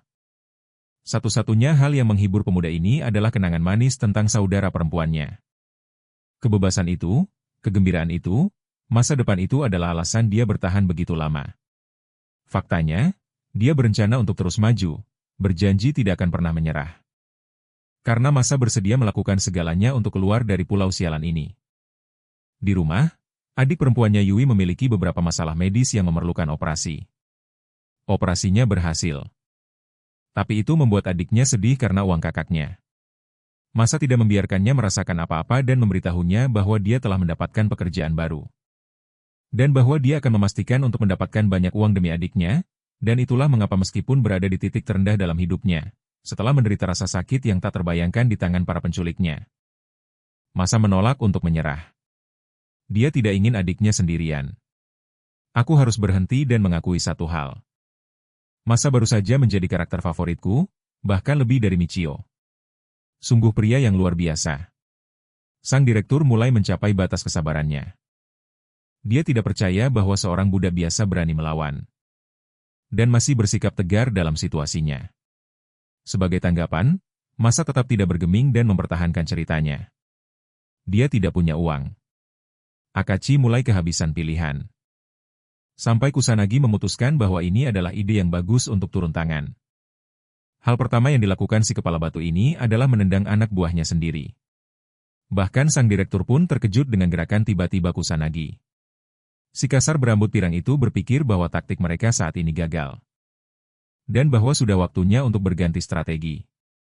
Sebelum Akachi sempat bertanya apa yang dia inginkan, Kusanagi mencengkeram budaya merintih itu dan mengakui bahwa dia sebenarnya cukup bangga dengan semangat Masa. Meski bangga, pria ini dengan cepat melancarkan pukulan Haymaker 9000 dan menghantamkannya tepat ke perut Masa. Yang benar-benar menghancurkan tulang rusuknya. Memuntahkan darah dan merasakan gelombang rasa sakit lain yang tak terbayangkan. Masa merangkak mencoba untuk mengatur napasnya. Si Piran sekali lagi terkesan dan berpikir bahwa orang yang menolak bicara bahkan setelah dipukuli adalah yang paling menyenangkan untuk disiksa. Jadi pada dasarnya pria ini sedang bersenang-senang. Sambil meruntuhkan kegigihan Masa. Dia menyiapkan pukulan lain, pukulan yang sama yang mampu menghancurkan tulang seseorang di setiap hantamannya. Buddha yang tersiksa itu menggambarkan situasi ini dalam benaknya, percaya bahwa pukulan Kusanagi bahkan lebih menyakitkan daripada siksaan mencabut gigi. Dia menahannya sepanjang hari. Dengan sangat senang memukulnya, Kusanagi bersiap untuk memukulnya lagi. Jika serangan ini mengenai kepalanya, bahkan Masa tahu bahwa dia mungkin tidak akan selamat. Pikiran terakhirnya sekali lagi adalah kenangan berharga tentang adiknya. Yang sebenarnya hanya peduli agar kakaknya kembali hidup-hidup. Pukulan pencabut nyawa itu mendarat di tubuh Masa, sementara Akichi menikmati pemandangan itu sambil berkomentar bahwa semua penderitaannya bisa berhenti jika dia mulai bicara.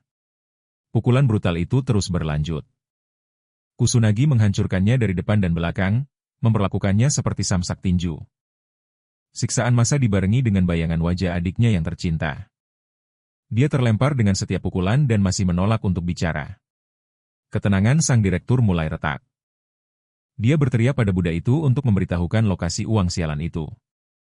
Meskipun telah melewati neraka, Masa tetap tidak jatuh. Dia mempertahankan pendiriannya, tidak ada uang, sungguh pria yang hebat. Akichi sudah selesai dengan penyiksaan itu dan memberikan izin penuh kepada si kepala daging. Untuk mengakhiri hidupnya. Dengan sangat gembira, pria itu menyiapkan pukulan dahsyat saat adegan terpotong. Sementara itu, Michio melesat dengan kecepatan penuh untuk menyusul ke tempat temannya. Jelas khawatir setelah percakapannya dengan wakil direktur. Tapi saat dia tiba di dalam, tidak ada apa-apa. Tidak ada apa-apa kecuali seorang pria malang yang berlumuran darah dan memar di sekujur tubuhnya. Seorang pria yang nyaris tidak bisa bernapas. Tapi masih berhasil menyebut nama Michio.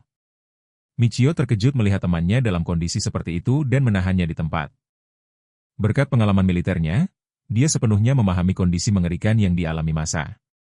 Anak ini mengalami patah tulang di sebagian besar tulang rusuk bawahnya dan bahkan napasnya sangat cepat pada tingkat yang mengkhawatirkan. Ini adalah berita buruk, terutama ketika ada kemungkinan tulang rusuk menusuk salah satu paru-parunya.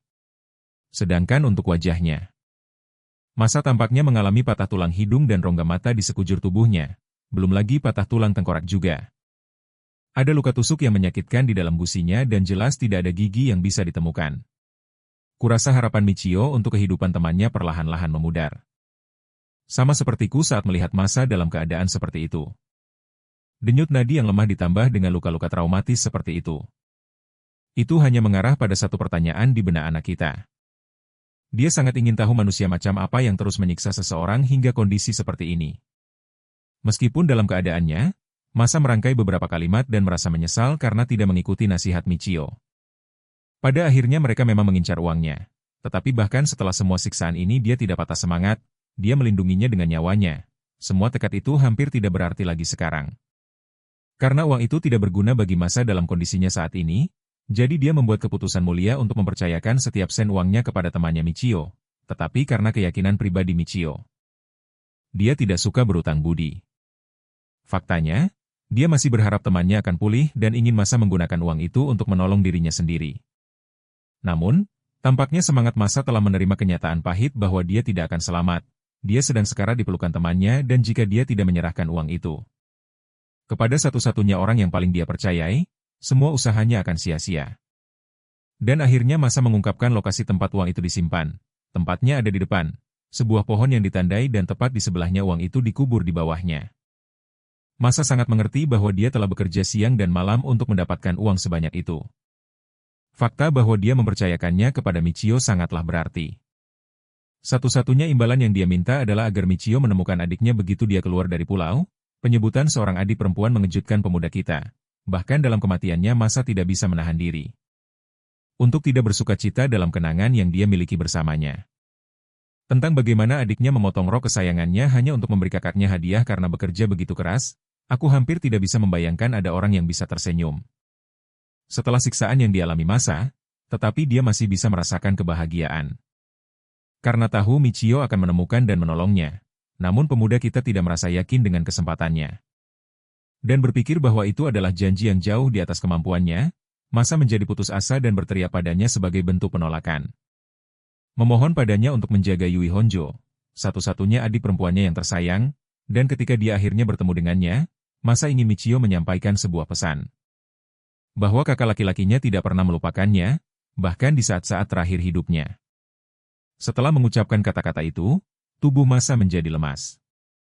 Semangatnya telah padam dan dia pergi untuk beristirahat selamanya. Aku baru mengenal karakter sampingan ini selama beberapa chapter dan rasa hormatku padanya setinggi langit. Like video ini jika kalian merasakan hal yang sama. Michio kini memikul beban untuk memberikan perpisahan yang layak bagi sahabatnya. Dia menutup matanya dan menghadapi momen itu dengan keberanian dan keheningan, dalam setiap air mata yang diteteskan Masa. Sebuah kenangan tentang adiknya tetap ada, sebuah akhir yang indah, di luar, Michio membawa jasad temannya untuk dimakamkan dengan layak. Sementara seseorang mengawasi adegan itu dari dekat, setibanya di pohon yang sama yang dibicarakan Masa, Michio dengan cepat mulai menggali tempat itu. Setelah beberapa saat, dia menemukan sebuah kotak, dia menariknya keluar dan membukanya, memperlihatkan tabungan hasil jerih payah temannya. Michio menoleh ke jasad Masa dan meyakinkannya bahwa dia telah mengamankan uang tersebut. Ingat kain yang diberikan adiknya? Kain itu terikat di lengan kirinya. Michio dengan cepat melepas ikatannya dan memutuskan untuk menyimpannya sebagai kenang-kenangan terakhir untuk mengingat temannya. Dia mengikatkannya di wajahnya dan menggunakannya sebagai masker. Dan berterima kasih pada temannya karena telah membantunya. Tepat saat kita semua mengira keadaan akan tenang, Akichi dan para anak buahnya tiba-tiba muncul entah dari mana. Mereka terkejut karena Masa menahan siksaan sampai mati, kehilangan nyawanya sekaligus uangnya. Karena sekarang mereka telah menemukannya. Di mata sang direktur psikopat, itu adalah akhir yang pantas untuk tumpukan sampah rendahan. Michio hanya menatapnya tanpa memberikan respons.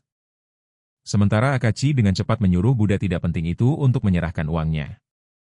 Jagoan kita bangkit dan memberikan tatapan sinis paling tajam yang pernah kulihat kepada bajingan ini, menolak untuk menyerahkan uangnya.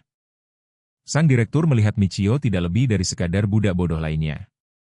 Dia menyuruh anak buahnya untuk segera merebut uang itu, percaya bahwa itu akan semudah terakhir kali. 3 pria dengan cepat maju, berpikir jumlah mereka memberikan keuntungan. Tapi apa gunanya jumlah jika kau melawan sang protagonis? Terlihat sangat keren. Michio melepaskan pukulan pertama yang brutal, membuat pria itu sesak napas. Dia tidak berhenti di situ. Dengan lihai bermanuver dari serangan pertama, dia melanjutkannya dengan combo penuh pada orang kedua juga. Orang bodoh ketiga dan terakhir mencoba mengejutkannya dengan pukulan licik, tapi Michio melancarkan pukulan uppercut jauh breaker 9.000 tepat di wajahnya. Ketiga pria itu langsung dijatuhkan seolah-olah mereka hanyalah anak-anak. Akhirnya, jagoan kita angkat bicara. Menyatakan bahwa dia dipercayakan uang itu oleh temannya, dana perang itu akan digunakan untuk tujuannya sendiri. Dan jika ada yang berani mencurinya darinya, dia akan memastikan untuk memusnahkan mereka. Sang direktur berpikir anak buahnya tidak berguna dan memutuskan untuk membawa pistol ke pertarungan tangan kosong. Pria ini berpikir jawaban untuk setiap masalah adalah Glock, dan ya aku tahu dia tidak memegang Glock di adegan ini. Tapi kalian mengerti maksudnya kan? Michio terkejut melihat senjata itu. Secepat apapun dia tidak bisa begitu saja meninju sebuah peluru. Tapi berkat ego si brutal berambut pirang, Kusanagi turun tangan, percaya bahwa tidak ada gunanya menggunakan peluru. Sepertinya dia memberikan nasihat yang baik kepada sang direktur. Padahal sebenarnya yang diinginkan pria ini hanyalah kesempatan untuk menyelesaikan pertarungan mereka sejak pertama kali. Bung ini ingin bertarung di setiap kesempatan. Kirim alamat orang ini ke Goku. Michio tidak merasa terintimidasi sementara sang direktur memerintahkan Kusanagi untuk menyelesaikan semuanya dengan cepat. Kedua petarung mengambil kuda-kuda bertarung. Aku akan jadi Captain Obvious dan mengatakan bahwa jagoan kita jelas kalah dalam hal ukuran dan kekuatan di sini. Kusanagi tahu itu dan menerjang maju seperti predator yang mengunci targetnya. Pertarungan dimulai dengan Michio menangkis dan menepis pukulannya, hanya menerima kerusakan minimal dari pertukaran serangan singkat ini. Dia telah mendapatkan wawasan tentang gaya bertarung Kusanagi. Dia memiliki keterampilan seorang petinju profesional dan dia bahkan meluangkan waktu untuk memuji gerakan kaki jagoan kita yang mengesankan. Pada saat yang sama, Kusanagi percaya bahwa seseorang hanya bisa menghindar untuk sementara waktu. Tapi yang tidak dia ketahui adalah Michio memiliki ultra insting untuk melakukan penghindaran tak terbatas, karena itulah yang dia lakukan dan mendaratkan pukulan kuat ke hati pria itu. Awalnya, sepertinya serangan itu menimbulkan kerusakan serius. Tapi cerita ini menggambarkan konsep ukuran dan kekuatan dengan sempurna, karena si pirang di sini tidak merasakan apa-apa bahkan setelah serangan itu. Pukulan ke hati bukanlah main-main. Namun Kusanagi di sini bertingkah seolah-olah itu bahkan tidak menggelitiknya, membuktikan bahwa Michio benar-benar harus meningkatkan permainannya untuk mengalahkannya. Sebagai tanggapan, Kusanagi menghantamkan pukulan yang kuat. Dan serangannya benar-benar membuat pemuda kita terpental ke belakang. Itu adalah pukulan yang sangat brutal sehingga Michio butuh sesaat untuk mempertahankan kuda-kudanya setelah itu. Ditambah dengan komentar dari Akichi. Dia berpikir bahwa seekor kucing hanya bisa menghindar sejauh itu dari seekor harimau. Meskipun diejek, Michio kembali ke arena pertarungan. Dan melancarkan rentetan pukulan untuk menjatuhkan Kusanagi. Pukulan dan kecepatannya yang mengesankan cukup untuk membuat sang direktur tercengang. Tapi sekali lagi, tingkat kekuatan seperti ini tidak akan cukup untuk mengalahkan lawan yang seperti monster. Seperti Kusanagi. Ngomong-ngomong, pria itu menyiapkan pukulan kuat lainnya, membuat pemuda kita waspada untuk menangkis dengan kedua tangannya. Pukulan itu mendarat dan dengan dahsyatnya melontarkan Michio ke udara lagi. Sekali lagi dia harus memulihkan kuda-kudanya. Tapi kali ini, pemuda kita berdiri di tepi tebing. Jika dia jatuh dari ketinggian ini, kematian sudah pasti menantinya. Kusanagi terus mengamuk, percaya bahwa menghindar tidak akan banyak membantu budak itu. Tapi Michio menggunakan kecerdasan bertarungnya yang gila dan menunggu pukulan itu datang. Lalu dia membiarkan pukulan itu meleset tipis melewatinya. Menggunakan celah singkat itu untuk melancarkan pukulan hook brutal ke wajah lawannya. Menghancurkan setidaknya 20 sel otak dengan serangan itu. Serangan itu mendarat dan benar-benar membuat Kusanagi linglung setelah dampaknya. Tubuhnya mungkin kokoh, tapi kepala manusia hanya bisa menahan begitu banyak trauma fisik. Pukulan sukses pertama Michio mungkin telah mulai membalikan keadaan pertempuran. Namun, Kusanagi malah sangat senang karena untuk pertama kalinya dia terdesak.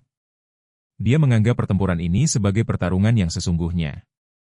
Keduanya kembali memasang kuda-kuda bertarung dan dengan gagah bersiap untuk jual beli serangan berikutnya. Si pirang menyadari posisi kuda-kuda serangan balik lawannya dan kali ini dia sudah siap untuk itu. Jadi ketika dia melayangkan pukulan, Dia sebenarnya menghentikannya tepat di depan wajah Michio. Ini sebenarnya disebut gerakan tipuan.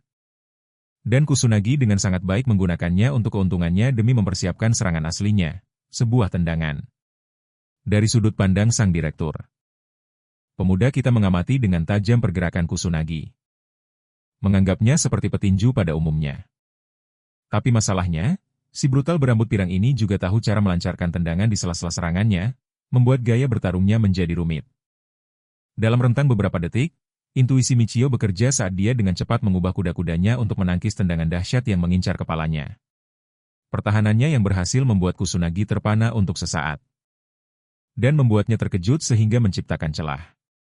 Pemuda kita menerjangnya menggunakan kesempatan ini, menguasai pertarungan bawah. Melihat Kusunagi kewalahan dan dikalahkan seperti ini telah mengejutkan jiwa sang direktur. Bahkan si brutal itu sendiri kehilangan kata-kata.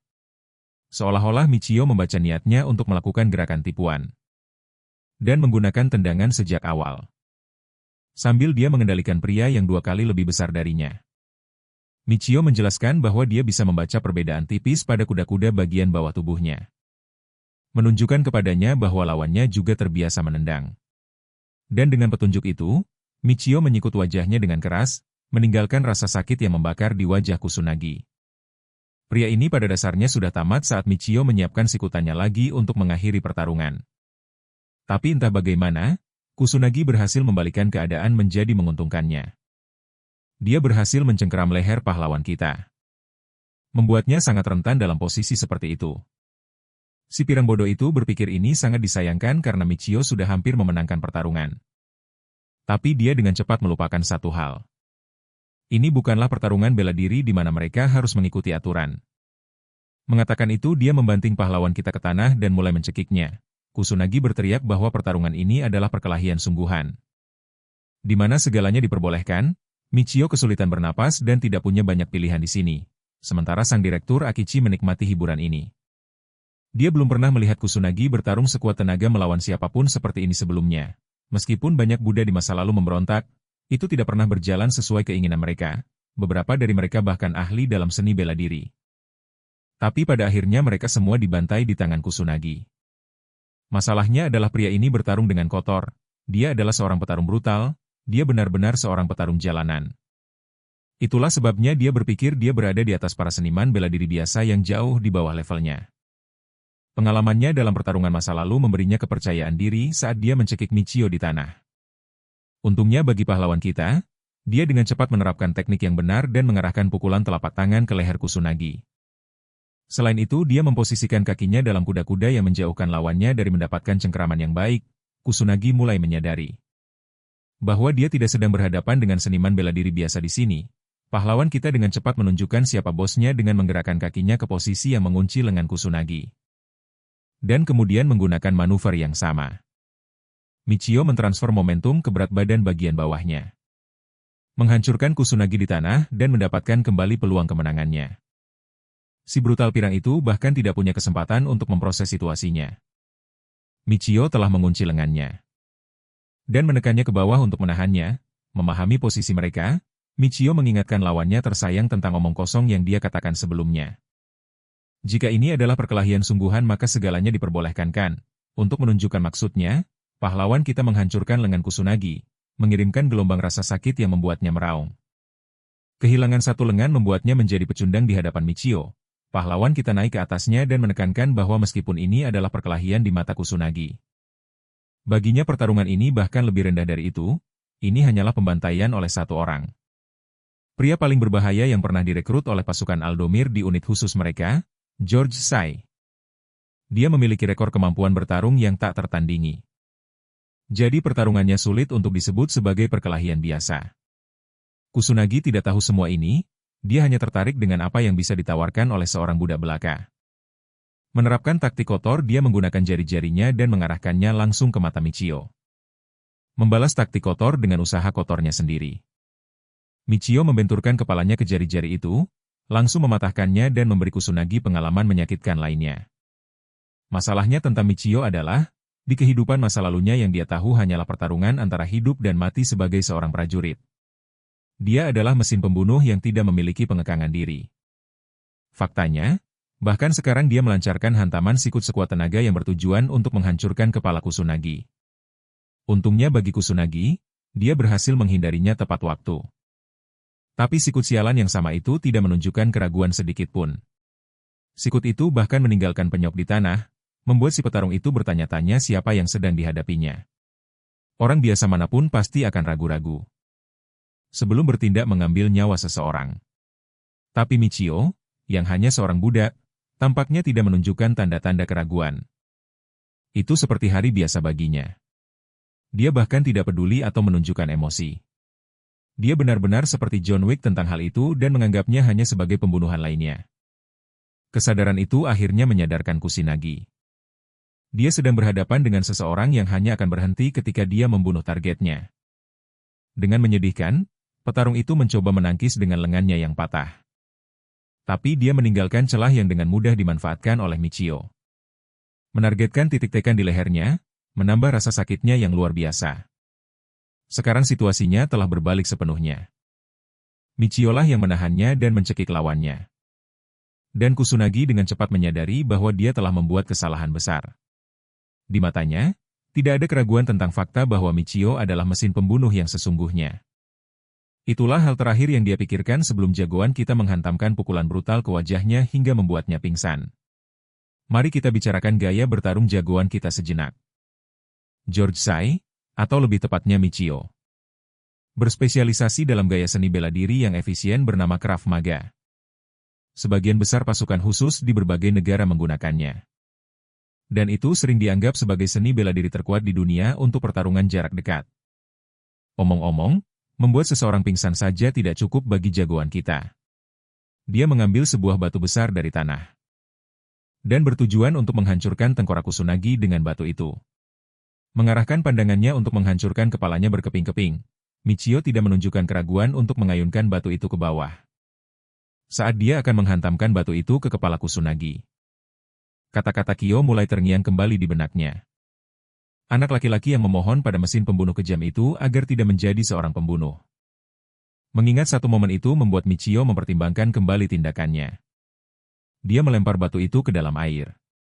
Pertarungan berakhir dengan Kusunagi yang sudah tidak berdaya. Atau begitulah yang kau pikirkan. Karena si kepala batu yang keras kepala ini bangkit semenit kemudian untuk bertarung lagi. Padahal giginya sudah rontok setengah. Dan dia masih saja mengoceh tentang menikmati pertarungan.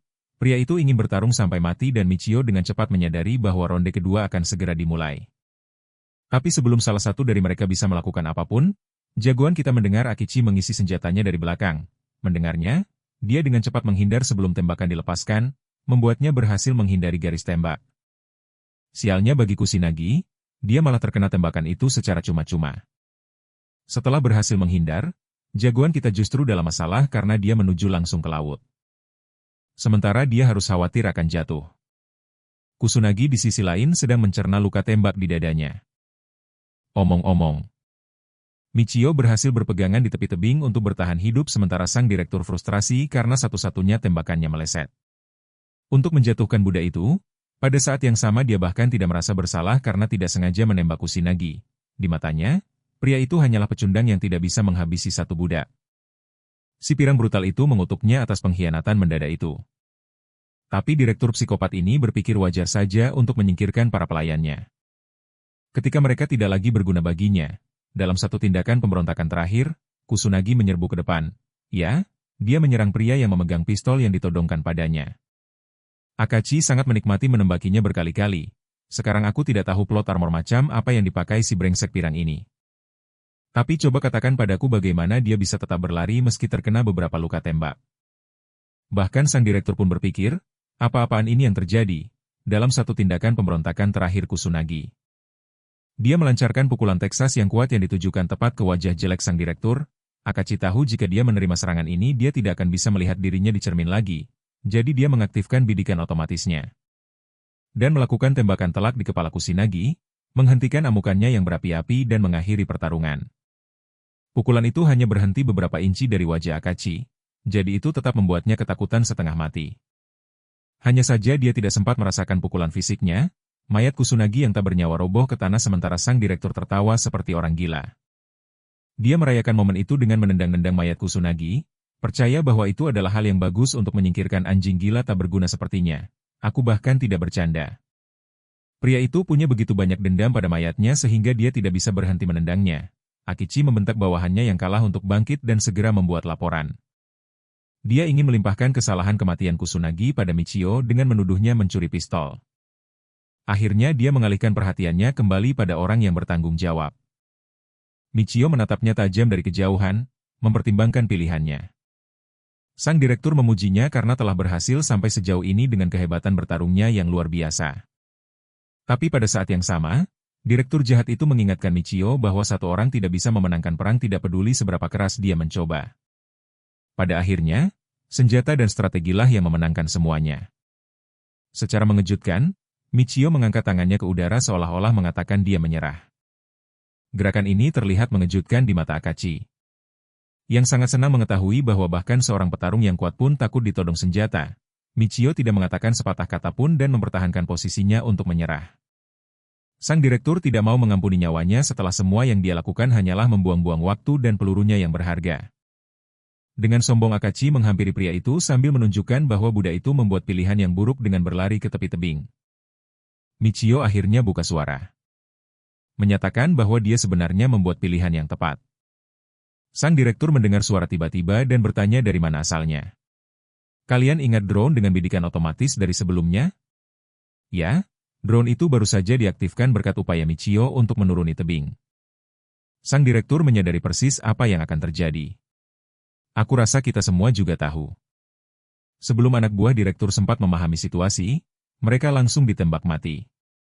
Satu orang jatuh ke tanah, membuat Akichi sadar bahwa dunianya akan diguncang oleh drone itu. Wajah putus asa mereka adalah pemandangan yang menarik untuk dilihat, terutama di depan sebuah mesin yang tidak peduli sama sekali siapa dirimu. Ketika drone itu telah mengunci targetnya, dua pria lainnya mulai berlari ke arah yang berlawanan, berpikir itu akan cukup untuk menyelamatkan nyawa mereka. Tapi drone itu menangkap gerakan mereka dan mengunci dalam mode pengejaran. Sekarang drone itu tidak akan berhenti sampai mencapai satu-satunya tujuannya, eliminasi target. Mari kita masuk ke dalam pikiran Michio sejenak.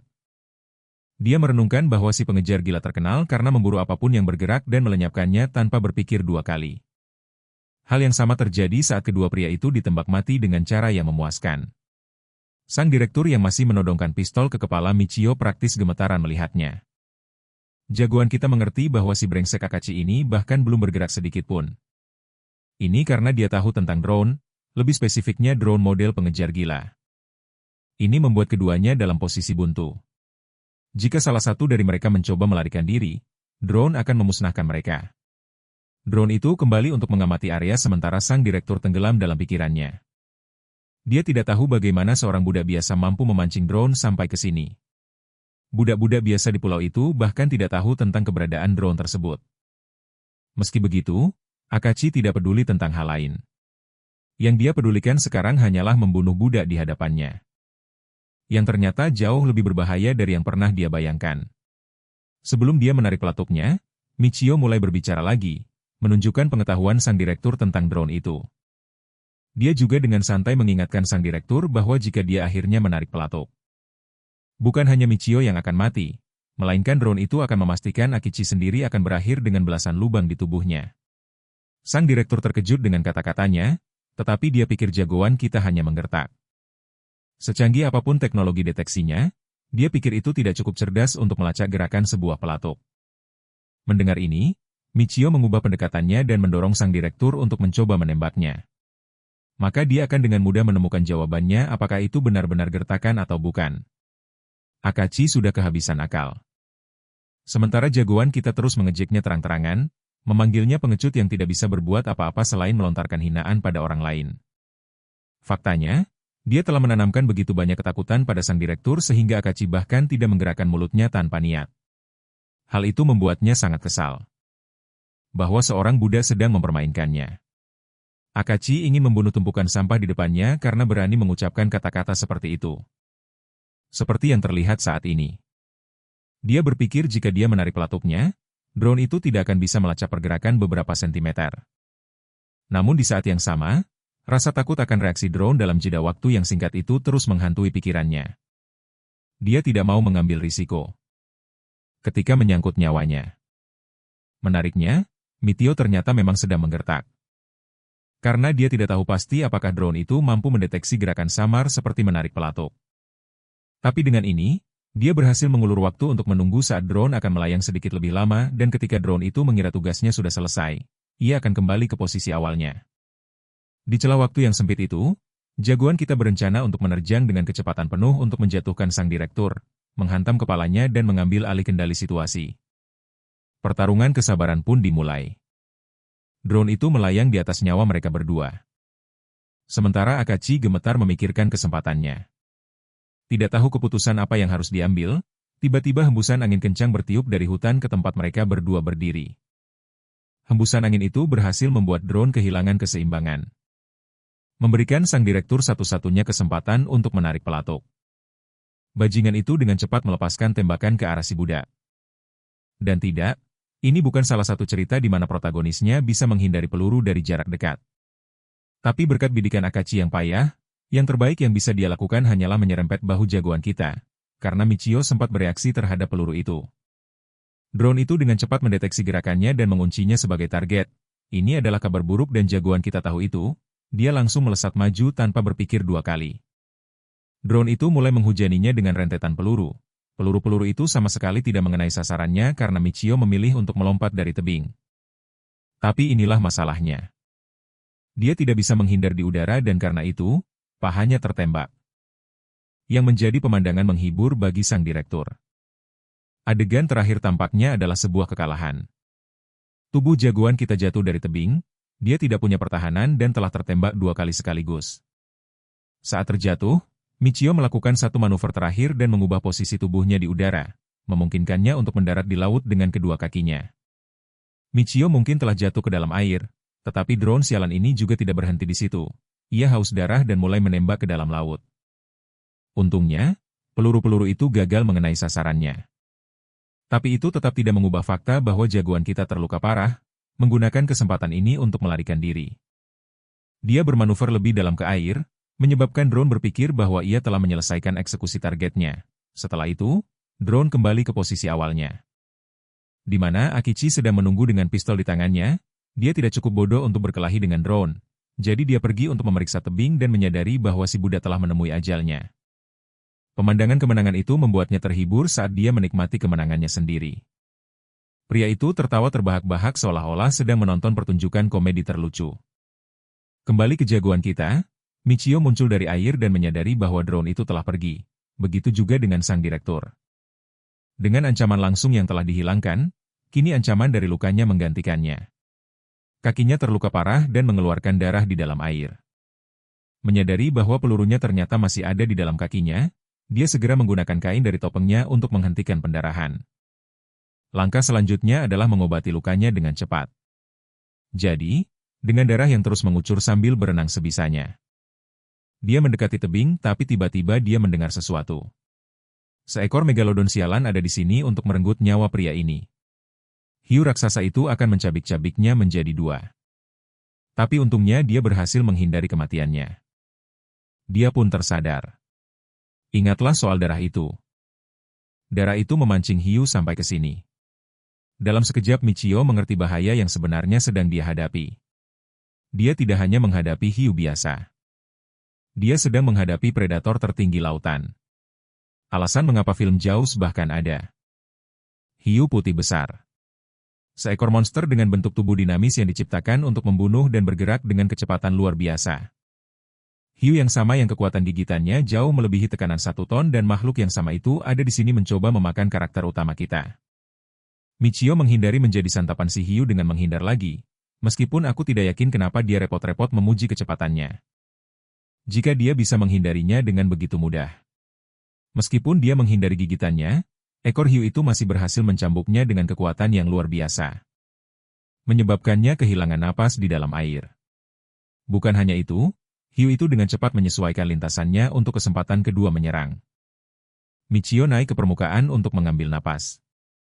Dan disinilah dia melihat bayangan samar hiu putih besar yang dengan cepat menjadi semakin besar, mengerti bahwa dia akan diserang dari bawah. Michio mengambil inisiatif dan masuk ke dalam air.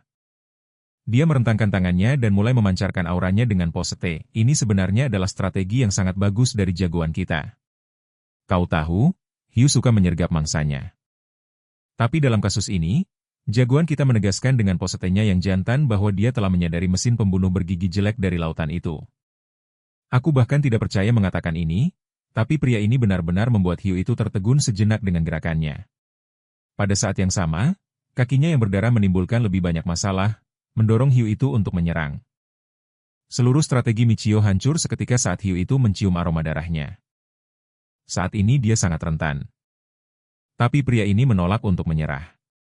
Dia sudah mengincar titik-titik vital Hiu itu, menyadari bahwa satu-satunya kesempatan yang dia miliki adalah menyerang hidung makhluk itu yang rentan. Saat Hiu mengerikan itu membuka rahangnya untuk memberikan gigitan yang menghancurkan. Semangat manusia yang gigih bertekad untuk terus berjuang. Menargetkan organ Lorenzini dari hiu putih besar itu, Michio berhasil mendaratkan pukulan keras di hidung makhluk itu. Untuk sesaat dia benar-benar berpikir bahwa strateginya berhasil. Tapi sialnya, rencananya gagal total saat hiu itu menerjang tubuhnya dengan kekuatan yang menghancurkan. Michio terdorong keluar dari air, menyadari bahwa dia benar-benar kalah tanding jika menyangkut perbedaan fisik mereka. Bung, dia melawan hiu putih besar tanpa senjata apapun sambil terluka. Rasanya seperti dia menjalani hidup di tingkat kesulitan Elden Ring. Pokoknya Michio mengatur napasnya lagi, khawatir setengah mati kalau hiu itu masih berkeliaran di dekatnya. Untuk menyerangnya dan ya, hiu itu akan melakukan hal itu. Kali ini ia memanfaatkan titik buta Michio. Hiu raksasa itu membuka rahangnya untuk melahapnya sementara manusia yang terluka itu hampir saja berhasil menghindari gigitan tersebut. Setidaknya itu kabar baiknya. Tapi ini kabar buruknya. Bajunya tersangkut di rahang hiu itu, memaksanya untuk terseret bersamanya. Hiu mengerikan itu menariknya jauh ke bawah. Sementara itu Michio mengakui bahwa bahkan puncak kekuatan manusia tidak ada apa-apanya dibandingkan dengan kekuatan predator puncak akuatik. Meskipun pria kita telah memberikan perlawanan yang sangat sengit. Dia diliputi keputusasaan saat tubuhnya terombang-ambing tak berdaya ke lautan yang lebih dalam.